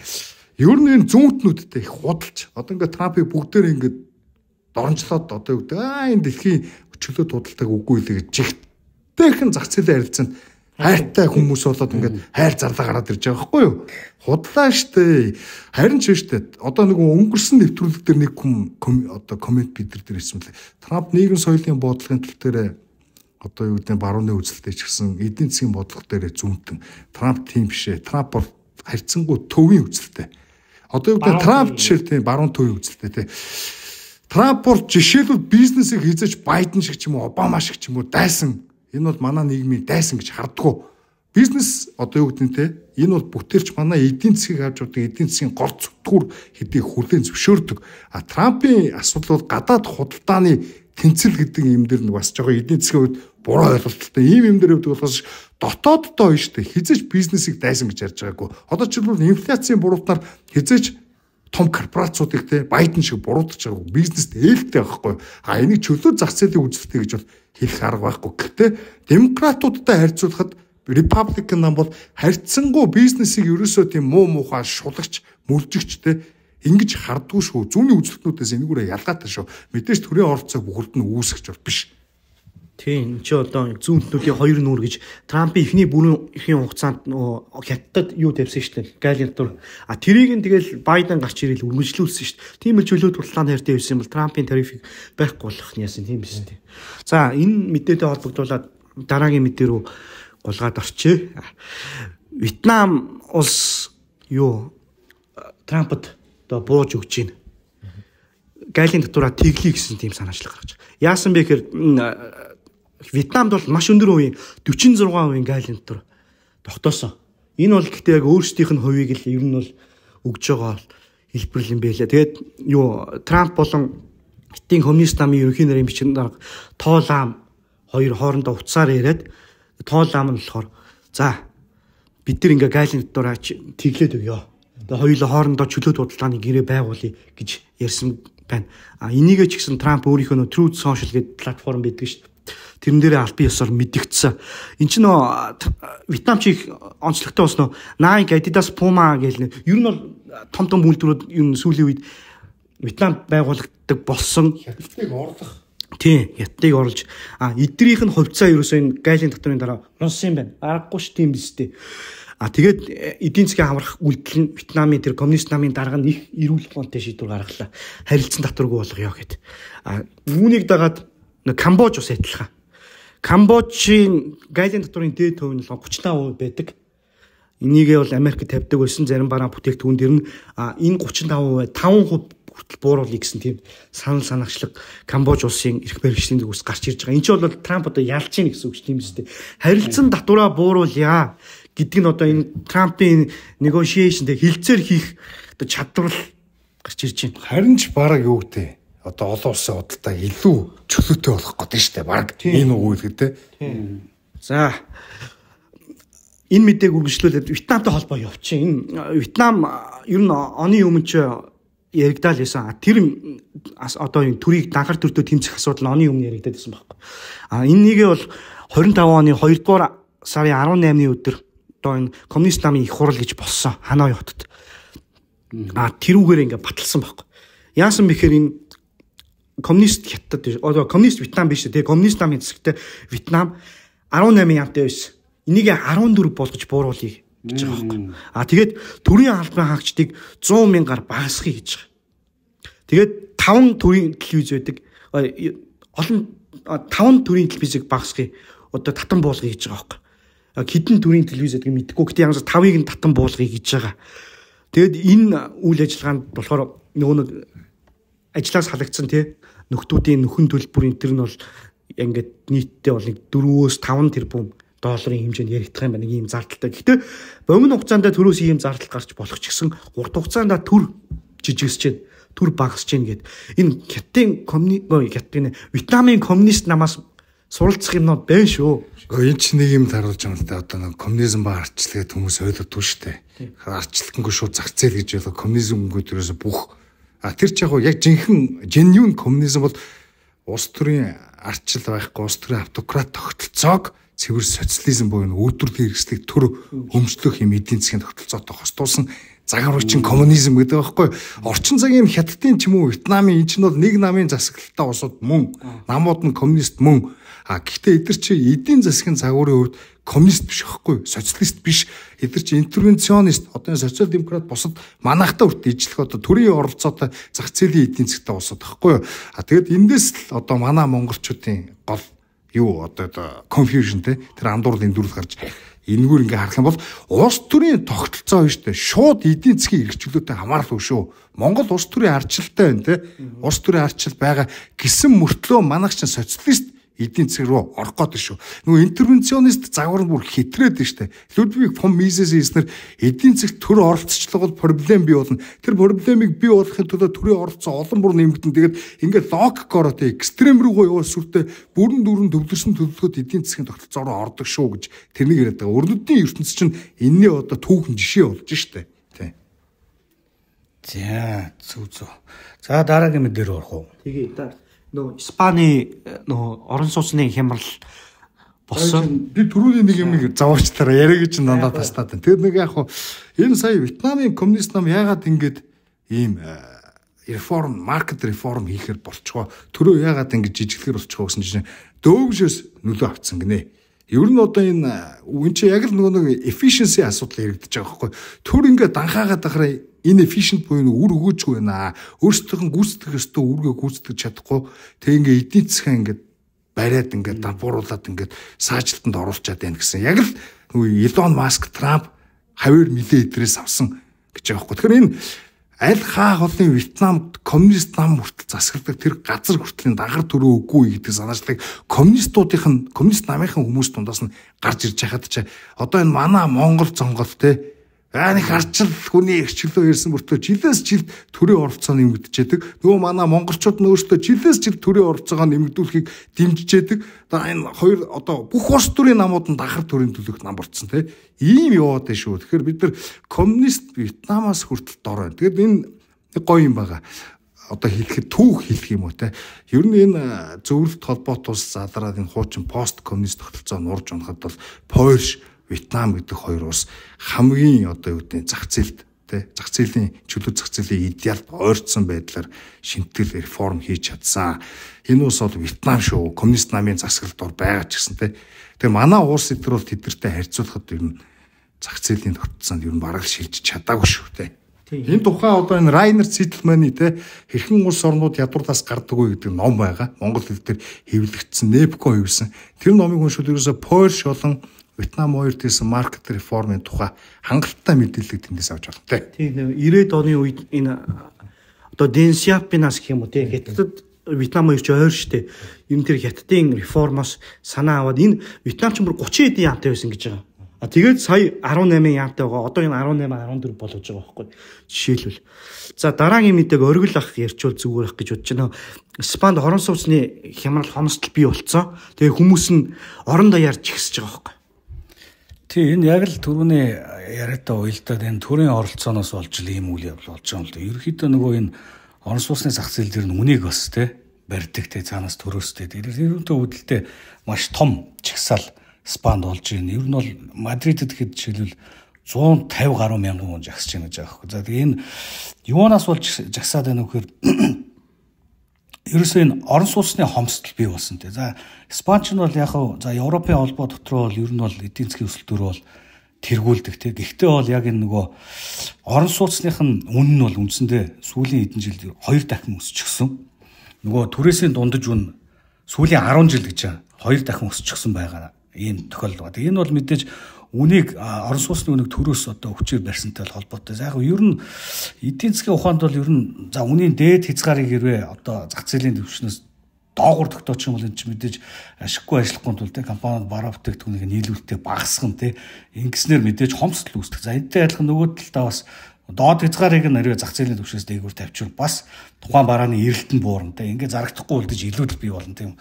Яг л энэ жишээ Испанд явж. Тэгээд өнгөрсөн Бямгарагт Испани 40 гаруй хотод хэдэн зуун мянгаараа жагслаа. Энэ орон сууцны энэ түрээсийн үнийн их төсөлтийг одоо эсэргүүцэж штеп. Тэгээ ер нь бол энэ орон сууцны хомсдлын эсрэг л ер нь хүмүүс бүгд дуурж байгаа шиг. За энэ дээр бэлгүүнээ нэг жоохон тодруулаад өгч. За энэ эрэлт нь бол мэдээж нийлүүлэлтээсээ давж байгаа. За яасан бэ гэхээр энэ Испани бол аялал жуулчлалын ороо. Тэгээ цагаачд бол богино хугацаагаар үү тийм 3-7 хоногоор орон сууцны туристыг авчдаг. Тэгээд нөгөө масс цагаачлалын өр нөлөө гарч ирж байгаа байхгүй. Энэ оргил ах ярьсан те нөгөө үнийн хяналт орон сууцны зах зээл дээр байна гэдэг. Энэ үнийн хяналтыг ингээд тухайн 1 жилийн хугацаанд тодорхой хуваар те 2%, 3% өсөх ёстой. Инээс илүү өсгөж болохгүй гэсэн нэг үнийн хяналт Испани төр засаг давч хэрэгжүүлсэн. Энэ нь болохоор урт хугацааны 1-5 жилээр түрээсэлж байгаа хүмүүст хамаарна. Нөгөө нэг жуулчд гэдэг байгаа 3-7 хоног ч юм уу те. Ер нь богино хугацаагаар түрээсэлж байгаа нөхдүүд энэ үнийг хэл хамаарахгүй учраас нөгөө орон сууцны түрээсэлж байгаа нөгөө өмчийн эд чинь яадаг вэ гэхээр яагаад урт хугацаанд яг иймэрхүү хуулийн тогтолцоотой яагаад урт хугацаагаар түрээслэх ёстой. Богино хугацаанд 3-7 хоногор түрээслэл тэр мөнгөө яг ингээл зах зээлийнхаа жамаараа аваад илүү их орлоготой те. Ерөөсөө энэ чинь орлогынх нь яг орлогоос л хамаарч байгаа шүү дээ. Энэ төв банк нь ингэсэн байна. Энэ 2024 онд ерөөхдөө дээд амжилт тогтоосон юм байна. Одоо яг энэ жуулчдын доогороо шүү дээ. 94 сая жуулчныг одоо дэлхий дээр хүлээж авсан те. Нэгснээ жуулчдын тоогоор бол одоо 2 дахь том одоо юу гэдэг их жуулчдыг авсан болж таарж байгаа юм. За тэгэнгүүт төв банкных нь мэдээлэл нь юу байна вэ гэхээр орон сууцны хомсдол нь ерөөхдөө 500 мянгад хүрсэн байна гэдэг ийм мэдээллийг бас хийсэн байна. Тэгээд энэ дээрээ болохоор жилийн түрээсийн өсөлтийг 2% хязгаарласан гэдэг 2022-23 оны бас дата тоонуудыг хийсэн байна. Тийм шүү дээ. Одоо хэр ч одоо хүн өөрийнхөө өмчийг хэдэн төгрөгөөр түрээслэхгүйгээ одоо төрөөс асуудаг. Тэгээд төр одоо үзэмжигч юм уу тэр орон сууц иргэдний эзэмшигч юм уу те. Энэ асуудал яг Аргентинд байсан. Одоо хавар мөлөө бол яг энэ асуудалтай яаж тэмцсэн бэ гэхээр зүгээр л үнийг нь чөлөөлсөн. Энэ rent cap гэдэг энэ түрээсийн дээд хязгаар гэдэг зүйлийг байхгүй болсон чинь түрээслэх нөө орон сууц зах зээл дээр нийлүүлэгдэх орон сууцны хэмжээ нэмэгдээд ирсэн. Асуудлыг ингэж шийдсэн байхгүй. Одоо нөхдүүд нөө төрийн оролцоогоор нөө шийдэх гэж оролдоод бүтлгүүддэг гэдэг шиг түрээсийн дээд хязгаар тавьчих. Тэгэхээр яаж шинээр орон сууц баригдах юм? Яаж одоо энэ зах зээл дээр байгаа орон сууц нэмэгдэх юм те түрээсийн зах зээл дээр гарч ирэх юм. Тэгэл энэ фейл болсон энэ Каталон мужийн Барселона хот биш үү? Энэ дээр бол бүр илүү энэ асуудал бүр ужигдсан байгаа гэж хэлээ.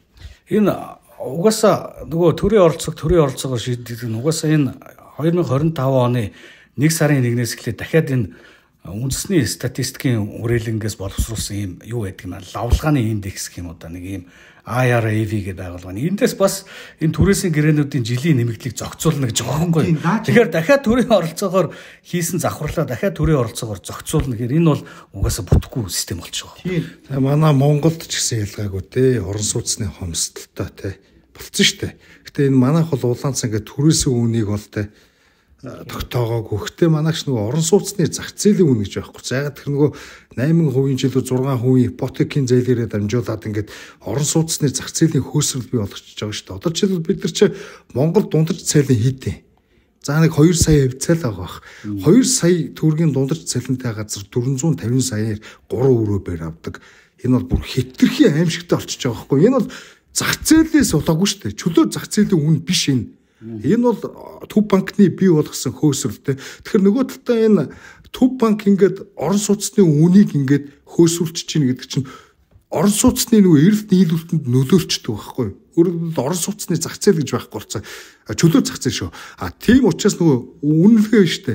Байрны үнээс шалтгаалаад түрээсийн төлбөр хүртэл нөлөөлчдөг. Түрээсийн төлбөр хүртэл нөлөөлчдөг. Өнөөдөр Монголд дундаж нэг өрөө байр чинь сая 200-аас давцсан байна гэж байгаа байхгүй. Одоо түрээс штэ 30 м квадратны өрөө байрны түрээс сая 200-аас дээшээ гэж байгаа байхгүй. Тэгэхээр эн чинь одоо юу гэсэн үг вэ? Орлоготоо энэ үл хөдлөх бүр Монгол хүний орлоготой бүр ямар ч хамааралгүй болчихж байгаа байхгүй. Тэгэхээр энэ ингэж төрийн оролцоогоор хүнийг одоо үгүй хямд орон сууцанд оруулна, зээлийн хүүг багасгах ч гэдэг юм уу. Энэ маягаар ингэж төр ингээ оролцоод ирэхээр утгаалддаг. Тэгээ эн чинь нөгөө талдаа юу гүйлэн штэ. Энэ хүмүүсийнхаа амжиргаа ингээ шийдэх гээд эхэлсэн шүү дээ. Одоо энэ орон сууцны асуудлыг хүний ирэх гэж ингэж үздэг орон байраар хангах гэдэг юм чинь социализм байхгүй. Хуучин зөвлөлт холбоот тусч одоо ингээл те бүх хүмүүсийг орон сууцанд оруулах гэсэн ийм төлөвлөгөө тавиад бүгдийг нь орон сууцанд оруулах гэж хотоо төлөвлөж байрна гэж ингэж шийдэх гэж оролдоо фейлдсэн те. Ер нь энэ дэлхийд тэ утааны ч юм уу төгжрлийн ч юм уу асуудлыг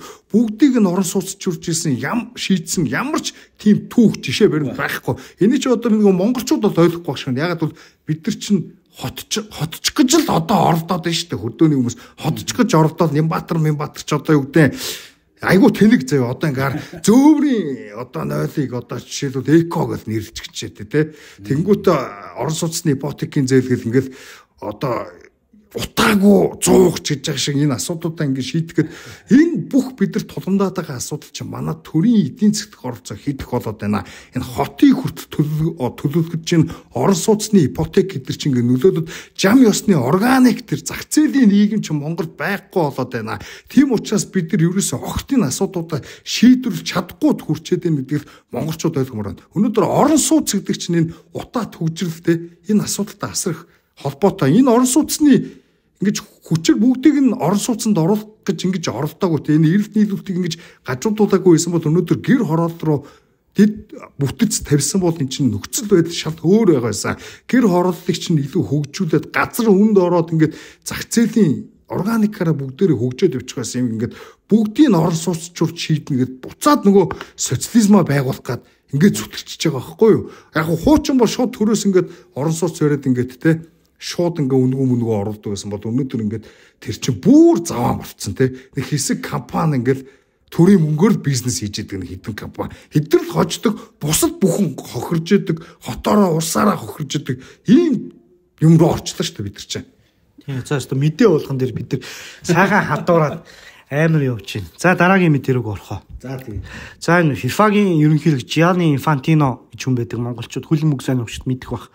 За энэ хүн болохоор энэ Оросын шигшээ агуулan Оросын клубүүдийг буцаад энэ FIFA-д нэгдэх тэ энэ хоргийг нь цуцлах тийм хүсэлтэй байгаа мэдэгдлээ. Тэгээд яасан бэ гэхээр Орос Украиний 22 оны 2 дугаар сард эхлэхэд энэ Оросын клубүүдийг хөлбөмбөгийн клуб Оросын шигшээ агийг ерөөсө тэмцээн уралдаанд орохыг нь хасцсан хориглосон байсан. Одоо ингээ баг 3 жил болж шүү дээ, тэ. Тэгээ энэ Орос Украиний дан дуусж байгаатай холбоотойгоор гэж байгаа Infantino бол одоо тийм hopeful гэж байгаа англиар те найдаж байна гэж байгаа. Бас UEFA буюу энэ Европын хөлбөмбөгийн холбоо. Энэ байгууллагын ерөнхийлөгч Александр Чеферин гэж хүн байдаг. Энэ хүн бас яг Infantinoтэй адилхан байр суурьтай байгаа. Ер нь дайн дуусчаад байж тээ. Дайн дуусмагц энэ Оросууд буцаад энэ УЕФА-д орж ирнэ гэж байгаа байхгүй. Энд чинь одоо салхи хэрэгцсэний бас нэг нотлогоо юм да.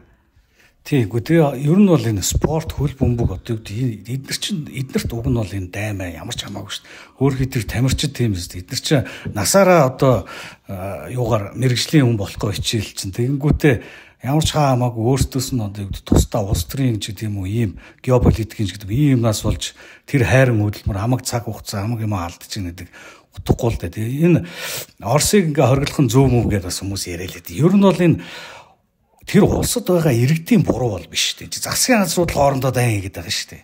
Гэхдээ энэ олимпичийн хаах үүсгэдэг шүү дээ. Энэ олон янзын өөр хоорондоо одоо эвлэрдгүй энэ улс орнуудын хооронд нэгэн дээрд цуглуулад инх тайвны их наадам гэдэг байдлаар ингэж хооронд нь эвлэрүүлэх зорилготой бий болсон наадам байхгүй юу?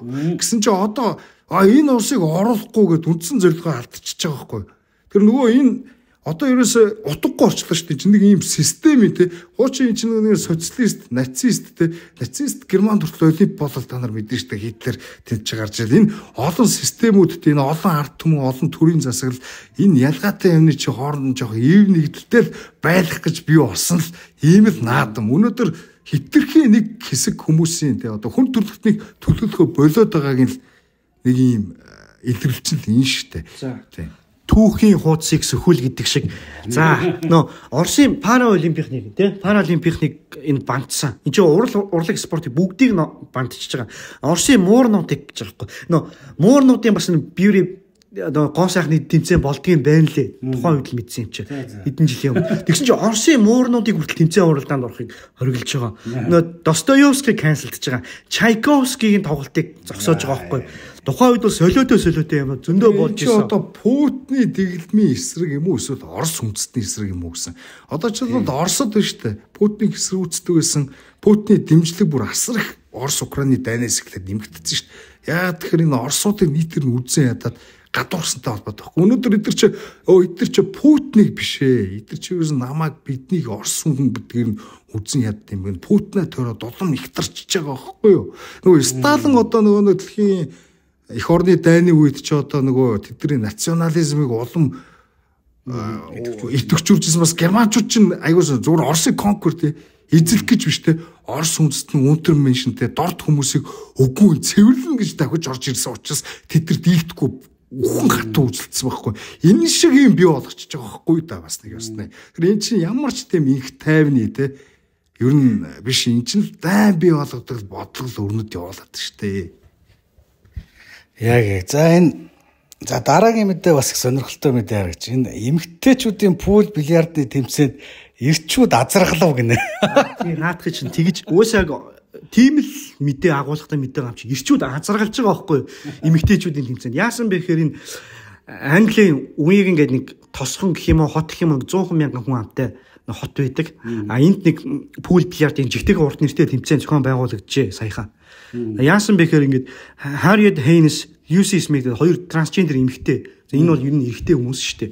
За энэ хоёр трансгендер болохоор эмэгтэйчүүдийн тэмцээнийг бүр утгагүй болоо хоёулаа финалд гарч ирж байгаа байхгүй. Бүх эмэгтэйчүүдийг нь хожоод тэгсэн тэгээ ойлгомжтой тэр зохион байгуулж байгаа тэр зааланд нь та нар одоо болооч та нар эрэгтэй хүмүүс үеч хичээч эмэгтэйчүүдийн спортыг аварыг гэсэн тийм үзэгчдээс тийм эсэргүүцэл ирсэн. Тэгээд бас тоглогчдын зүгээс ч гэсэн эсэргүүцэл ирж байгаа эмэгтэй. Бид нар энэ эрэгтэй хүмүүстэй энэ спорт өрсөлдөгч ингээд шудраг бус штэ. Ядчил энэ гарын урт те биеийн хэмжээ эн чинь пул бильярданд бас айгүй нөлөөтэй байдаг юм байна. Тэрийг хэлж байгаа байхгүй. Тэгээ нэг юм хөгийн юм боллоо. Энэ эмэгтэйчүүдийн спортыг сөнөөж ийн гэдэг нөө Пирс Морган гэж байдаг шүү дээ. Монголчууд их сайн мэддэг. Тэр хүн хүртэл өөрийнхөө нөө сошиал медиагаараа энэ бол галзуурал одоо наадахаар болооч. Яагаад эмэгтэйчүүдийн спортод нь трансгендерүүдийг ингээд хүлээн зөвшөөрөд байгаа юм бэ гэд BBC интервью ер нь бол биш дээ. Зөндөө энэ одоо BBC хүртэл энэ тал дээр мэдээ гаргаж байгаа байхгүй. Жишээлбэл тэгээд эн чинь ингэдэг юм. Английн пул бильярдны холбоо гэж байдаг юм байна. Тэгээд бас нэг өөр нэг холбоо байдаг. Энэ юг хариуцсан. Тэр нь болохоор энэ трансгендерүүдийг тэмцээнд оролцохыг бол зөвшөөрдөг юм байна уу? Бүр сүүлийн хэдэн жил энэ хоёр ч оролцоо сурцсан юм байна. Тэгээд одоо энэ ч одоо солиорл үсттэй. Эмэгтэйчүүдийн спортоо сүрлээ шүү дээ. Харин тэгвэл хаа очиж гэхдээ одоо бас гайгүй болоод байна. Энд гэхдээ явандаа арай өөрчлөгдөх байхаа миний бодлоор л. Энтэй холбоотой бас нэг мэдээ байна. Дараагийн мэдээ. Трансгендер педофил эрэгтэй хүн юу гэнэ? Трансгендер хүн педофилийг эрэгтэй хүн гэж хэлснийхэд лөө одоо ажилласаа халагдахтаа хүрлээ гэж байна, тий. За дараагийн мэдээ рүү шууд орчихоо. За энэ ингэсэн нөө Английн одоо нэгэн одоо совилогч заяа. За яг хар ярьжтай христийн шашинтай совилогч юм бэлээ. Энэ хүн нэг одоо педофил заяа. Шоронд педофилийн хэрэгээр те насан туршаагүй хүүхэдтэй одоо завхаарсан гэдэг үндслээ шоронд хоригдсон нэг трансгендер нөхрийг заяа. Эрэгтэйгээ төлөөний хий гэдэг үгээр дуутсан чаа. Нөгөөх нь гомдол гаргаад одоо тэр совилогчийг биш те одоо ажлаас нь халуулахаар болж ах шиг байна. Одоо ямар ч нэг investigation гэж байгаа байхгүй. Мөрдлөг хийгээд эхэлсэн. Одоо энэ совилогчийг тэр нь Jennifer Malley гэдэг энэ совилогчийг одоо төр зөр ажлаас нь түтгүүл зүүчин цалинтай чөлөө гэх юм уу? Тийм олгцсон байгаа. Тэгээ цаашдаа үнэхээр ажлаасаа халагдах юм уу? Торгуул тэр төлөх юм уу? Бүү мэд. Ямар ч одоогийн байдлаар ийм байна. Юу болсон бэ гэхээр энэ трансгендер гэдэг байгаа одоо педофил биш үү? Юу эмнэлэг твтгэхдээ энэ давсганы асуудалтай байсан юм байна. Тэгээ 3 сар шээсийг нь гаргадаг юм уу та. Тэгсэн чи яг хажууд нь тэр нөгөө мэйлэгээд совилогччээ ярьж байхдаа хийгээл ярьсан юм байна л та. Хийгээд энэ хүн чи эрэгтэй хүн чинь гэж байгаа л. Энийний чи асуудлыг нөгөө нэг эмчтэйгээ ярьчихгүй уцсны утсаар асуудал нь ийм тийм байна. Энэ хүнд яг ийм асуудал тохиолж гэсэн чи нөгөө сонсч исэн нөхөр нь болохоор өөрийг нь нөгөө нэг ший гэж хэлсэнгүүгээд тэгээд уурлаад бүр тэгсэн гэж чинь чамайг нийгэр гэвэл ямар байна? Нийгэр минь хар нийгэр минь энэ төр гэдэг нөө транс нь хэлж мэлсэн гэж шүү энэ совилогч руу. Тэгээ их сүртэй юм болжээ. Энэ одоо яг нөгөө нэг бид нар өмнөх дугаараа одоо ярьж байгаа шил тий. Одоо энэ соёлын марксизм гэдэг зүйл чинь нөгөө хүнийг арьсны өнгөөр нь хүүсээр нь тэр нөгөө бэлгийн цаг баримжаагаар нэг юу дарлагдсан тий. Дарлсан гэдэг нэг хоёр ангилд оруулдаг шүү дээ тий. Одоо энэ хоёулаа дарлагдсан гэдэг ангилд орж болохгүй юу? Нэг нь хар эрстэй эмэгтэй хүн, нөгөөх нь трансгендер эрэгтэй, трансгендер эмэгтэй гэх юм уу тий. Одоо эндээс аль нь илүү дарлагдсан бэ гэдэг нь одоо шүүхийн ишдэрээс хамаарна ямар ч энэ одоо үйл ажиллагаагаар. Одоо нэг иймэрхүү ийм сонь сэтгцийн ч гэмээр юм уу нэг иймэрхүү юмнууд их байх юм аа. Тэгээ бас энэ Байдны сэтгцэн эрүүл мэндийн асуудал гэж. За дараагийн энэ сүүлийн мэдээ тийм ээ. Энэ сүүлийнх бол сүүлээс хоёр дахь хаа. Тийм. За ямар ч энэ нөгөө нэг энэ мэйлэг энэ совилогчийн мэдээг зурчод энэ Лондон хотод болсон шүү. Гэгэн Хейлерийн эмнэлэг гэж байна. Энд ч одоо Лондон гэдэг чинь одоо нөгөө нэг мультикультурализмын одоо төв шүү дээ. Нөгөө одоо хамаг нөгөө зүүнтнүүдийн одоо оромж гэх юм уу те төрийн бүх институц нь Лондонд төвлөрсөн байдаг. Ер нь солиотой иймэрхүү солиотой үйлдэл Английн аль хотод хамгийн гарах боломжтой тэгэхээр Лондонд л гарах боломжтой байхгүй. Аль нэг дэлхийн том хотууд угаасаа тийм л. Бүр 20 жилийн өмнө ирдэг байх шүү дээ. Одоо жишээ нь Германы Берлин хот бол нөгөө гомончуудын нийслэл гэж явдаг те дэлхийн үний чи тэр чи gay capital гэдэг угаасаа тийм нэг никнеймтэй штэ. Тэр чинь тийм л юм чи. Би ямар худлаа юмж байгаа биш. За энэ одоо мэдээ ихэд бүр нэг амар том мэдээ их нааш. Зүгээр нэг юм хөгжилтэй жишээ энэ чинь бол уг нь сериосны асуудал шүү дээ. Энэ сая энэ 4-р өдөр шүү дээ. Өнгөрсөн 4-р өдөр одоо хэдэн чи энэ өдөр энэ хуучин Америк нэгдсэн улсын төлөөлөгчдийн танхимын одоо юу гэх спикер байсан. Newt Gingrich гэж хүн Fox News-д ярьцдаг өгчээ. Тэгээд Fox News-д ярьцдаг өгчөхдөө энэ хамтарсан юм юугаараа Joint Commission гэж юм л да. Хамтарсан юм хоёр намын хамтарсан комисс байгуулад энэ Байдны сэтгцэн эрүүл мэндийн асуудлын ерөнхийлөгчийн бүрийн эрхийг гүйцэтгэж явах хугацаанд ямар байсан тухай энийг орж илрүүлэе гэж юм уриалга гаргасан байлээ.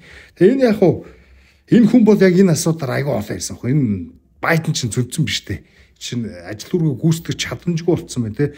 Нөгөө хөдөлмөрийн чадвараа алдсан үнээр ерөнхийлөгч хийлгээд байна гэж. Чи нөгөө Трамп Орос Украинадан тэгдэж гарч өө Байден чи хайчихвоо. Даан тэгдэд 40 цаг болчиход байхад энэ байхгүй чи унтчихин уу гэд. Тэгэхээр энэ Байден байг унтаад идэг гэсэн. Тэгээд энэ нэг авгаан бараг энэ гарын үсэг хүмүүсийн ингээд нэг юм тамхтай явж идэг чинь ийм шуун байдаг байхгүй. Тэг яг маань нэр бол энэ талаар аюу их шүүмжлдэг хүн. Тэг яг одоо юу гэдэг хамгийн гол асуудал нь юу гэхээр энэ энэ ажил үүрэг гүйцэтгэж чадхаа байцсан хүний одоо ингээ ерөнхийлөгчөөр хийгээд чинь цаана хэн нэгэн хүмүүстэй ингээд энэ ерөнхийлөгч бүрэлдэхийг гүйцэтгэж байна гэсэн үг гэдэг. Энэ бол үндсэн хуулийн эсрэг юм баг гэмт хэргийн шин чанартай тийм зүйлээ төрийн эсрэг гэх юм уу тэ үндсэн хуулийн эсрэг.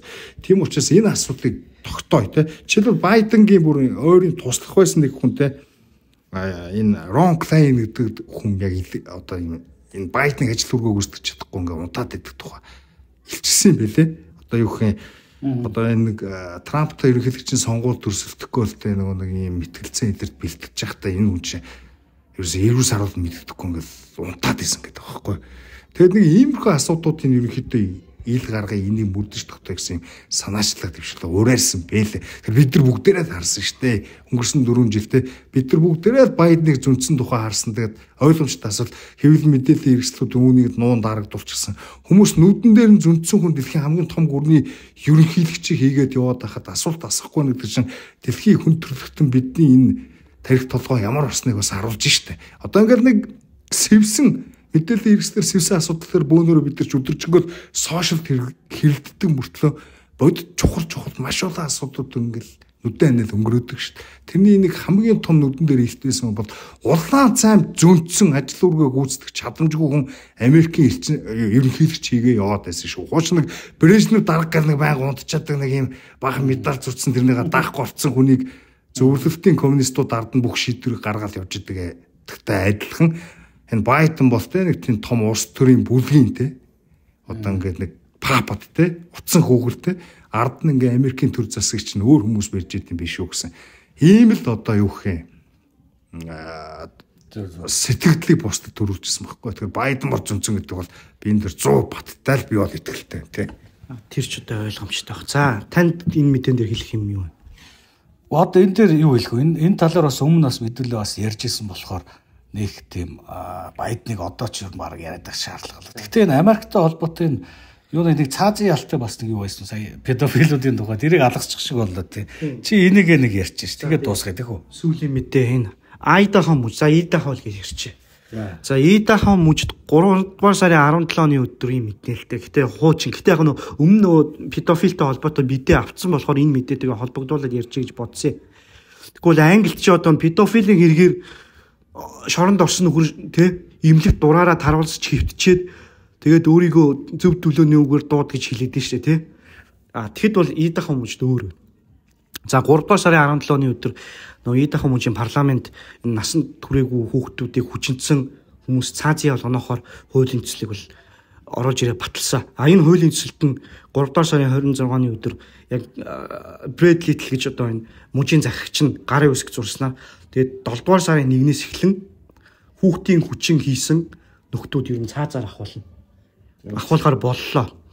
Цаазаар ахуулахдаа энэ чинь ийм 16-аас доошсны хүнийг одоо хүүхэд гэж үзэж байгаа. Гэхдээ энэ хууль нь 12-оос доошсны хүүхдэд бүр онцгой ач холбогдол гэж байгаа. Ер нь бол миний ойлгосон 12-оос доошсны хүүхдийг хүчндүүл ер нь дээл өчиггүй цаазл юм шиг байгаа. Тэгээ цаазлах энэ чинь нөгөө нэг скватаар одоо ингэ буудаж ална гэдэг байхгүй юу? Зогсоож байгаад ингэ одоо цэргүүд юм уу цагдаагаар.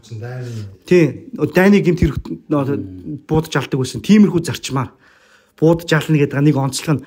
Тэгээ энэ мэддээтэй юу энэ шийдвэр нь болохоор Америкийн нэгдсэн улсын нөгөө дээд шүүхтэр ер нь очиж таарах юм байна. Яагаад гэвэл 2008 онд Америкийн нэгдсэн улсын энэ холбооны дээд шүүх байна штэ. Энэ хүүхдийн хүчин үйлцэн нөхдүүдийг цаазаар авах ялыг 5-4 харьцаатайгаар 9 шүүгчийн 5-4 харьцаатайгаар болиулсан юм байна. Тийм, Луизиана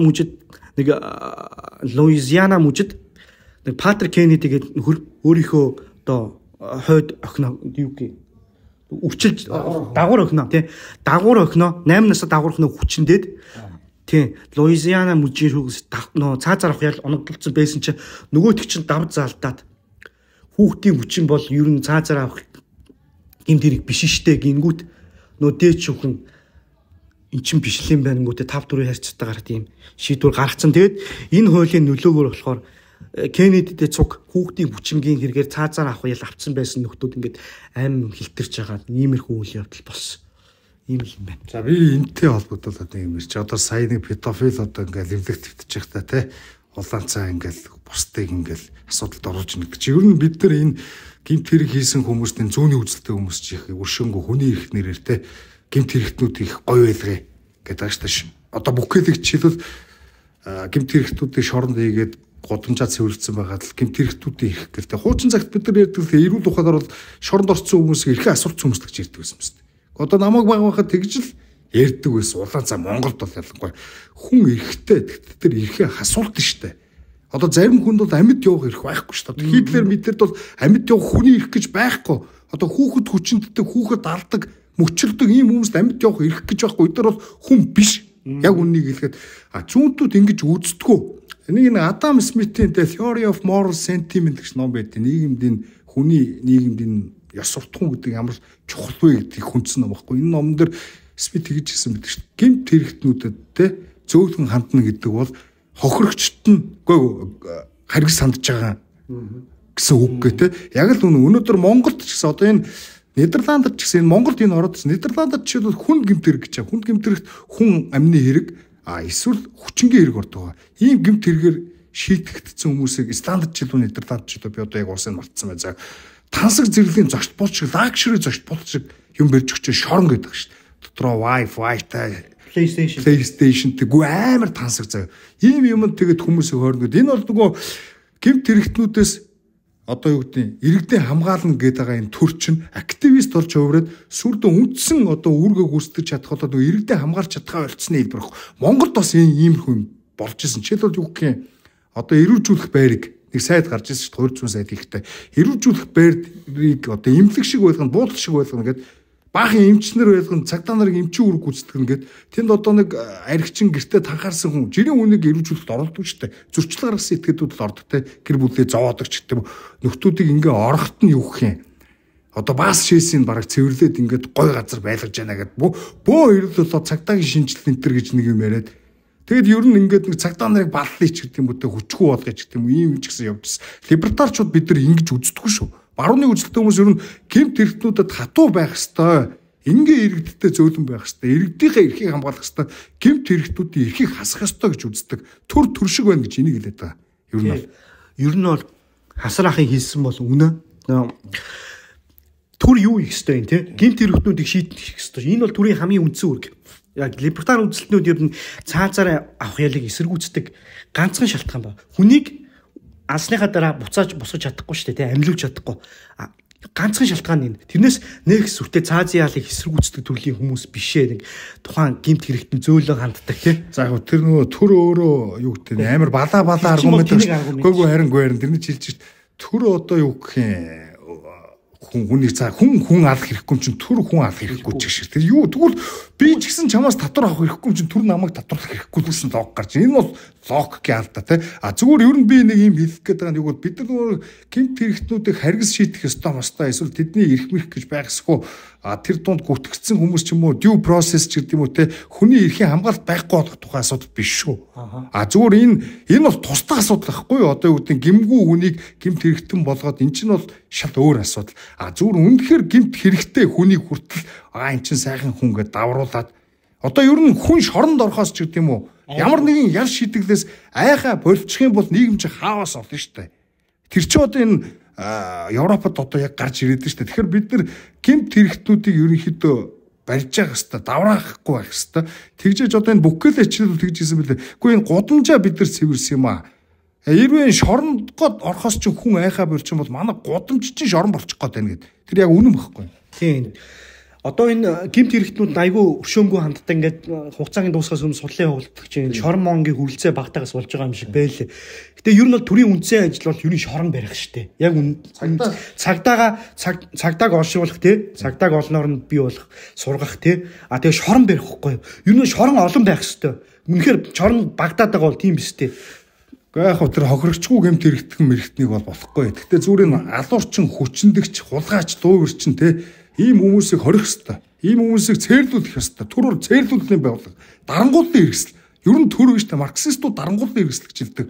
Ер нь бид нар марксист бол биш. Гэтэ одоо марксистууд бол энгийн хүмүүсийн одоо юу гэдэг энэ хөрөнгөтнүүд дарангуулах гэж хэрэглэдэг дарангуулалтын хэрэгсэл гэж ярьдаг. Тийм учраас пролетарын диктатур аваад хөрөнгөтнүүдийг дарангуулах хэрэгсэл болгоё гэж ингэж үздэг. Ерөнхий мөн чанарыг нь олоод харцсантай бидний либертаруудын хувьд бол энгийн хүмүүсийг хамгаалаад энэ алуурчин хулгайчин гэмт хэрэгтнүүдийг цээрлүүлэх дарангуулалтын хэрэгсэл нийгмийн дэг журам хууль ёсыг сахиулах хэрэгсэл чинь түр мөн гадаадын дайснаас иргэдэд хамгаалах улс орны хүнсний аюулгүй байдлыг бүрэн хамгаалах байгууллага чинь төрөл гэж үздэг. Тэгээд ингээд төр өөрөө элдв янзын өөр олон асуудалд оролцол гээд хүний амьдралыг сайхан болгох тухай болоод явахаар үндсэн үргийг үүсгэж чадгаа болчдөг гэд. Тэгээ өнгөрсөн 2024 он ч одоо Монгол улсын хувьд хамгийн их гэмт хэрэгтэй болсон тийм жил байгаа байхгүй юу? Тэгээ ингээ яагаад тэр тийм босныг би бол мэдгүй. Ерөнхийдөө гэмт хэрэгтэй тэмцэх үүргээ түр гүйцэтгэж чадахгүй байгаа учраас гэмт хэрэгт нэмэгддэг гэсэн ийм онол байдаг. Тийм учраас манад статистикээр гэмт хэрэг нэмэгдэд байна гэдэг чинь Монгол төр үндсэн үүргээ гүйцэтгэж чадхаа болж байгааг л нэг илэрэл واخгүй юу? Тийм. Шорон цөөдөөд байна гэсээс нөө англичин өнгөрсөн 9-р сараас эхлээд нөө шоронгийн популяц нь хэтэрсэн гэдгээр ерөөсө 50% юу гэх хугацаагаа дуусгацсан нөхдүүдийг шоронгоос гаргаад ирсэн шүү дээ. Тий.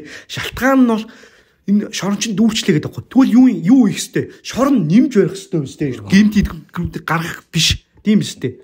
Тэгээ нийгмийг шоронжуулж гин гэсэн үг шүү. Нийгмийг шоронжуулна гэдэг чинь шорон нэмхийг барихыг ч хэлдэг юм. Ер нь бол нийгэм нь өөрөө ингээ хүн бүхнийгээ хяналтын тогтолцоо чинь нийгмийг шоронжуулж гин гэсэн үг. Тэгээд яг одоо энэ зүйдлүүд чинь ингэдэг ш цагдаа нарыг default policy гэдэг Америк би одоо зүгээр та хоёрт хэлэхдээ хид хэдийн дээр аягүй юм ойлгож бас хуучин басан цагдаа нарын эрхийг аягүй хязгаарлах хэрэгтэй байна гэж боддоос энэ буруу юм бэл.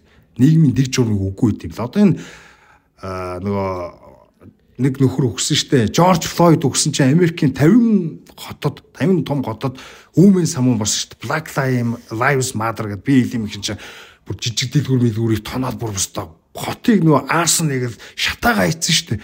Тэгчээр цагдаа нар гаргахад нөгөө хүний эрх зөрчигчд гэж нэрлүүлэхээс айгаад хууль ёсоо тогтоож чадахгүй ингээ айгаад байгаа байхгүй тэд чинь. Тэгэхээр цагдаа нарыг тэгж доошоо чигэж болдгоо юм билээ. Энэ бол улс үндэстний дэг журмыг үгүй ихнийг гаргачихлаа.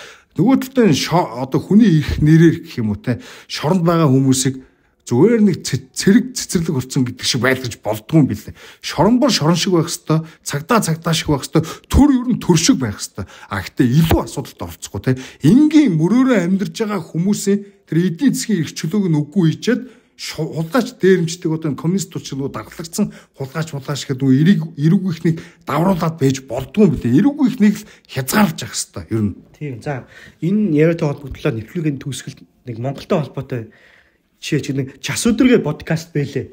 Энэ Монголд болсон гэмт хэрэгүүдийг ярьдаг. Нэг шүүхийн тогтоолыг уншиж хагаад та хоёр ч гэсэн сонирхоод үзээрэй.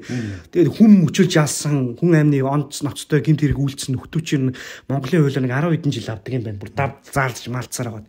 Монголчин ч гэсэн ер нь одоо гадны юу нөлөөнд авцсан уу, алкол шоронгийн популяц нэгдсэн үү мэдэхгүй.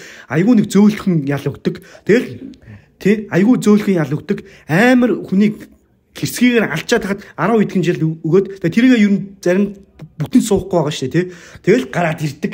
Дараа нь үргэлжлүүлдэг. Гэмт хэрэгээ үргэлжлүүлдэг. Ер нь бол бодолтой хүн мөчлөөл алдсан хүн үнэхээр ингээд гэмт хэрэг тогтоцсон бол тэр хүнийг бараг мөчлөлтгөн хайшин. Гэхдээ тэр хүнийг буудаж алах хэрэгтэй байхгүй юу? Тийм биз дээ. Ер нь либертар үзлөөр одоо Ротбард гэж либертар үзлийн эцэг байгаа. Тэр хүн бол нүдийг нүдээр шүдээрээ гэсэн тиймэрхүү ёс суртахууны баримталдаг юм баггүй. Би бол тэрнтэй санал нийлдэг. Хүн мөчлөөд алдсан хүнийг яахаараа 10-аас 20 жилийн ял өгдөг юм бэ? Тийм биз дээ. Тэр хүнийг цаазлах хэрэгтэй шүү дээ. За яг тэгэд одоо бол цаазын ялыг ч одоо бүгдээрээ л эсэргүүцээд байх шүү. Чинь социалистууд ялцсан учраас аргумент байхгүй болчиход байна шүү дээ. Ер нь бол шүү дээ. Цаазын ял байхгүй болсонтой холбогдуулж асар их давардаг гэмт хэрэг хийдэг болсон үнэн шүү. Гэтэ нэг энэ цаазын ялын нэг хэцүү асуудал нэг бол одоо нэг хятад ч юм уу те хуучны энэ социалист улсууд ч гэдэг юм зөвлөж гэдэг юм. Энэ ч одоо ингээд хүний нэг хэцүү юм цаазаар авсан хүнийг дахиж хизээж амьдуулж болохгүй юм да. Тэр л хамгийн том аргумент те. Тэгэхээр мэдээж энэ цаазыг Америкт жишээлбэл олон жил ингээд цаазын ял оноос хүмүүс олон жил шоронд орж байгаа бүх хэргийг эцэлж тогтоож байгаа цаазалдаг олон янзын хөрс ахуулах ял шийтгэлийн процесстэй байж болно. Зүгээр шууд цаазын ял байхгүй болгоно энэ хүмүүнлэггүй хэцүү. Одоо ягаад гэвэл энээс болоод одоо энэ Европыг харал та. Зүгээр дураараа харж ядаж одоо хүчиндж штэ. Тийм хүмүүсийг одоо толгойг нь хилээд их юм бол хууль ёс одоо ер нь иргэншил урс бүгд байхгүй болно штэ. Тэгэхээр яр шийтгэл бол зоригтой байх хэрэгтэй. Тэр зорилгоо биелүүлдэг байх хэрэгтэй. Тийм барууны үзэлтнүүд бол энэ цагдаа төр хуулийн талаар нэг иймэрхүү хатуу байр суурьтай байдаг шүү. Ер нь зөөлөн хүмүүс бол биш те. Тийм. За энэ удаагийн дугаарыг ингээд дуусгая. За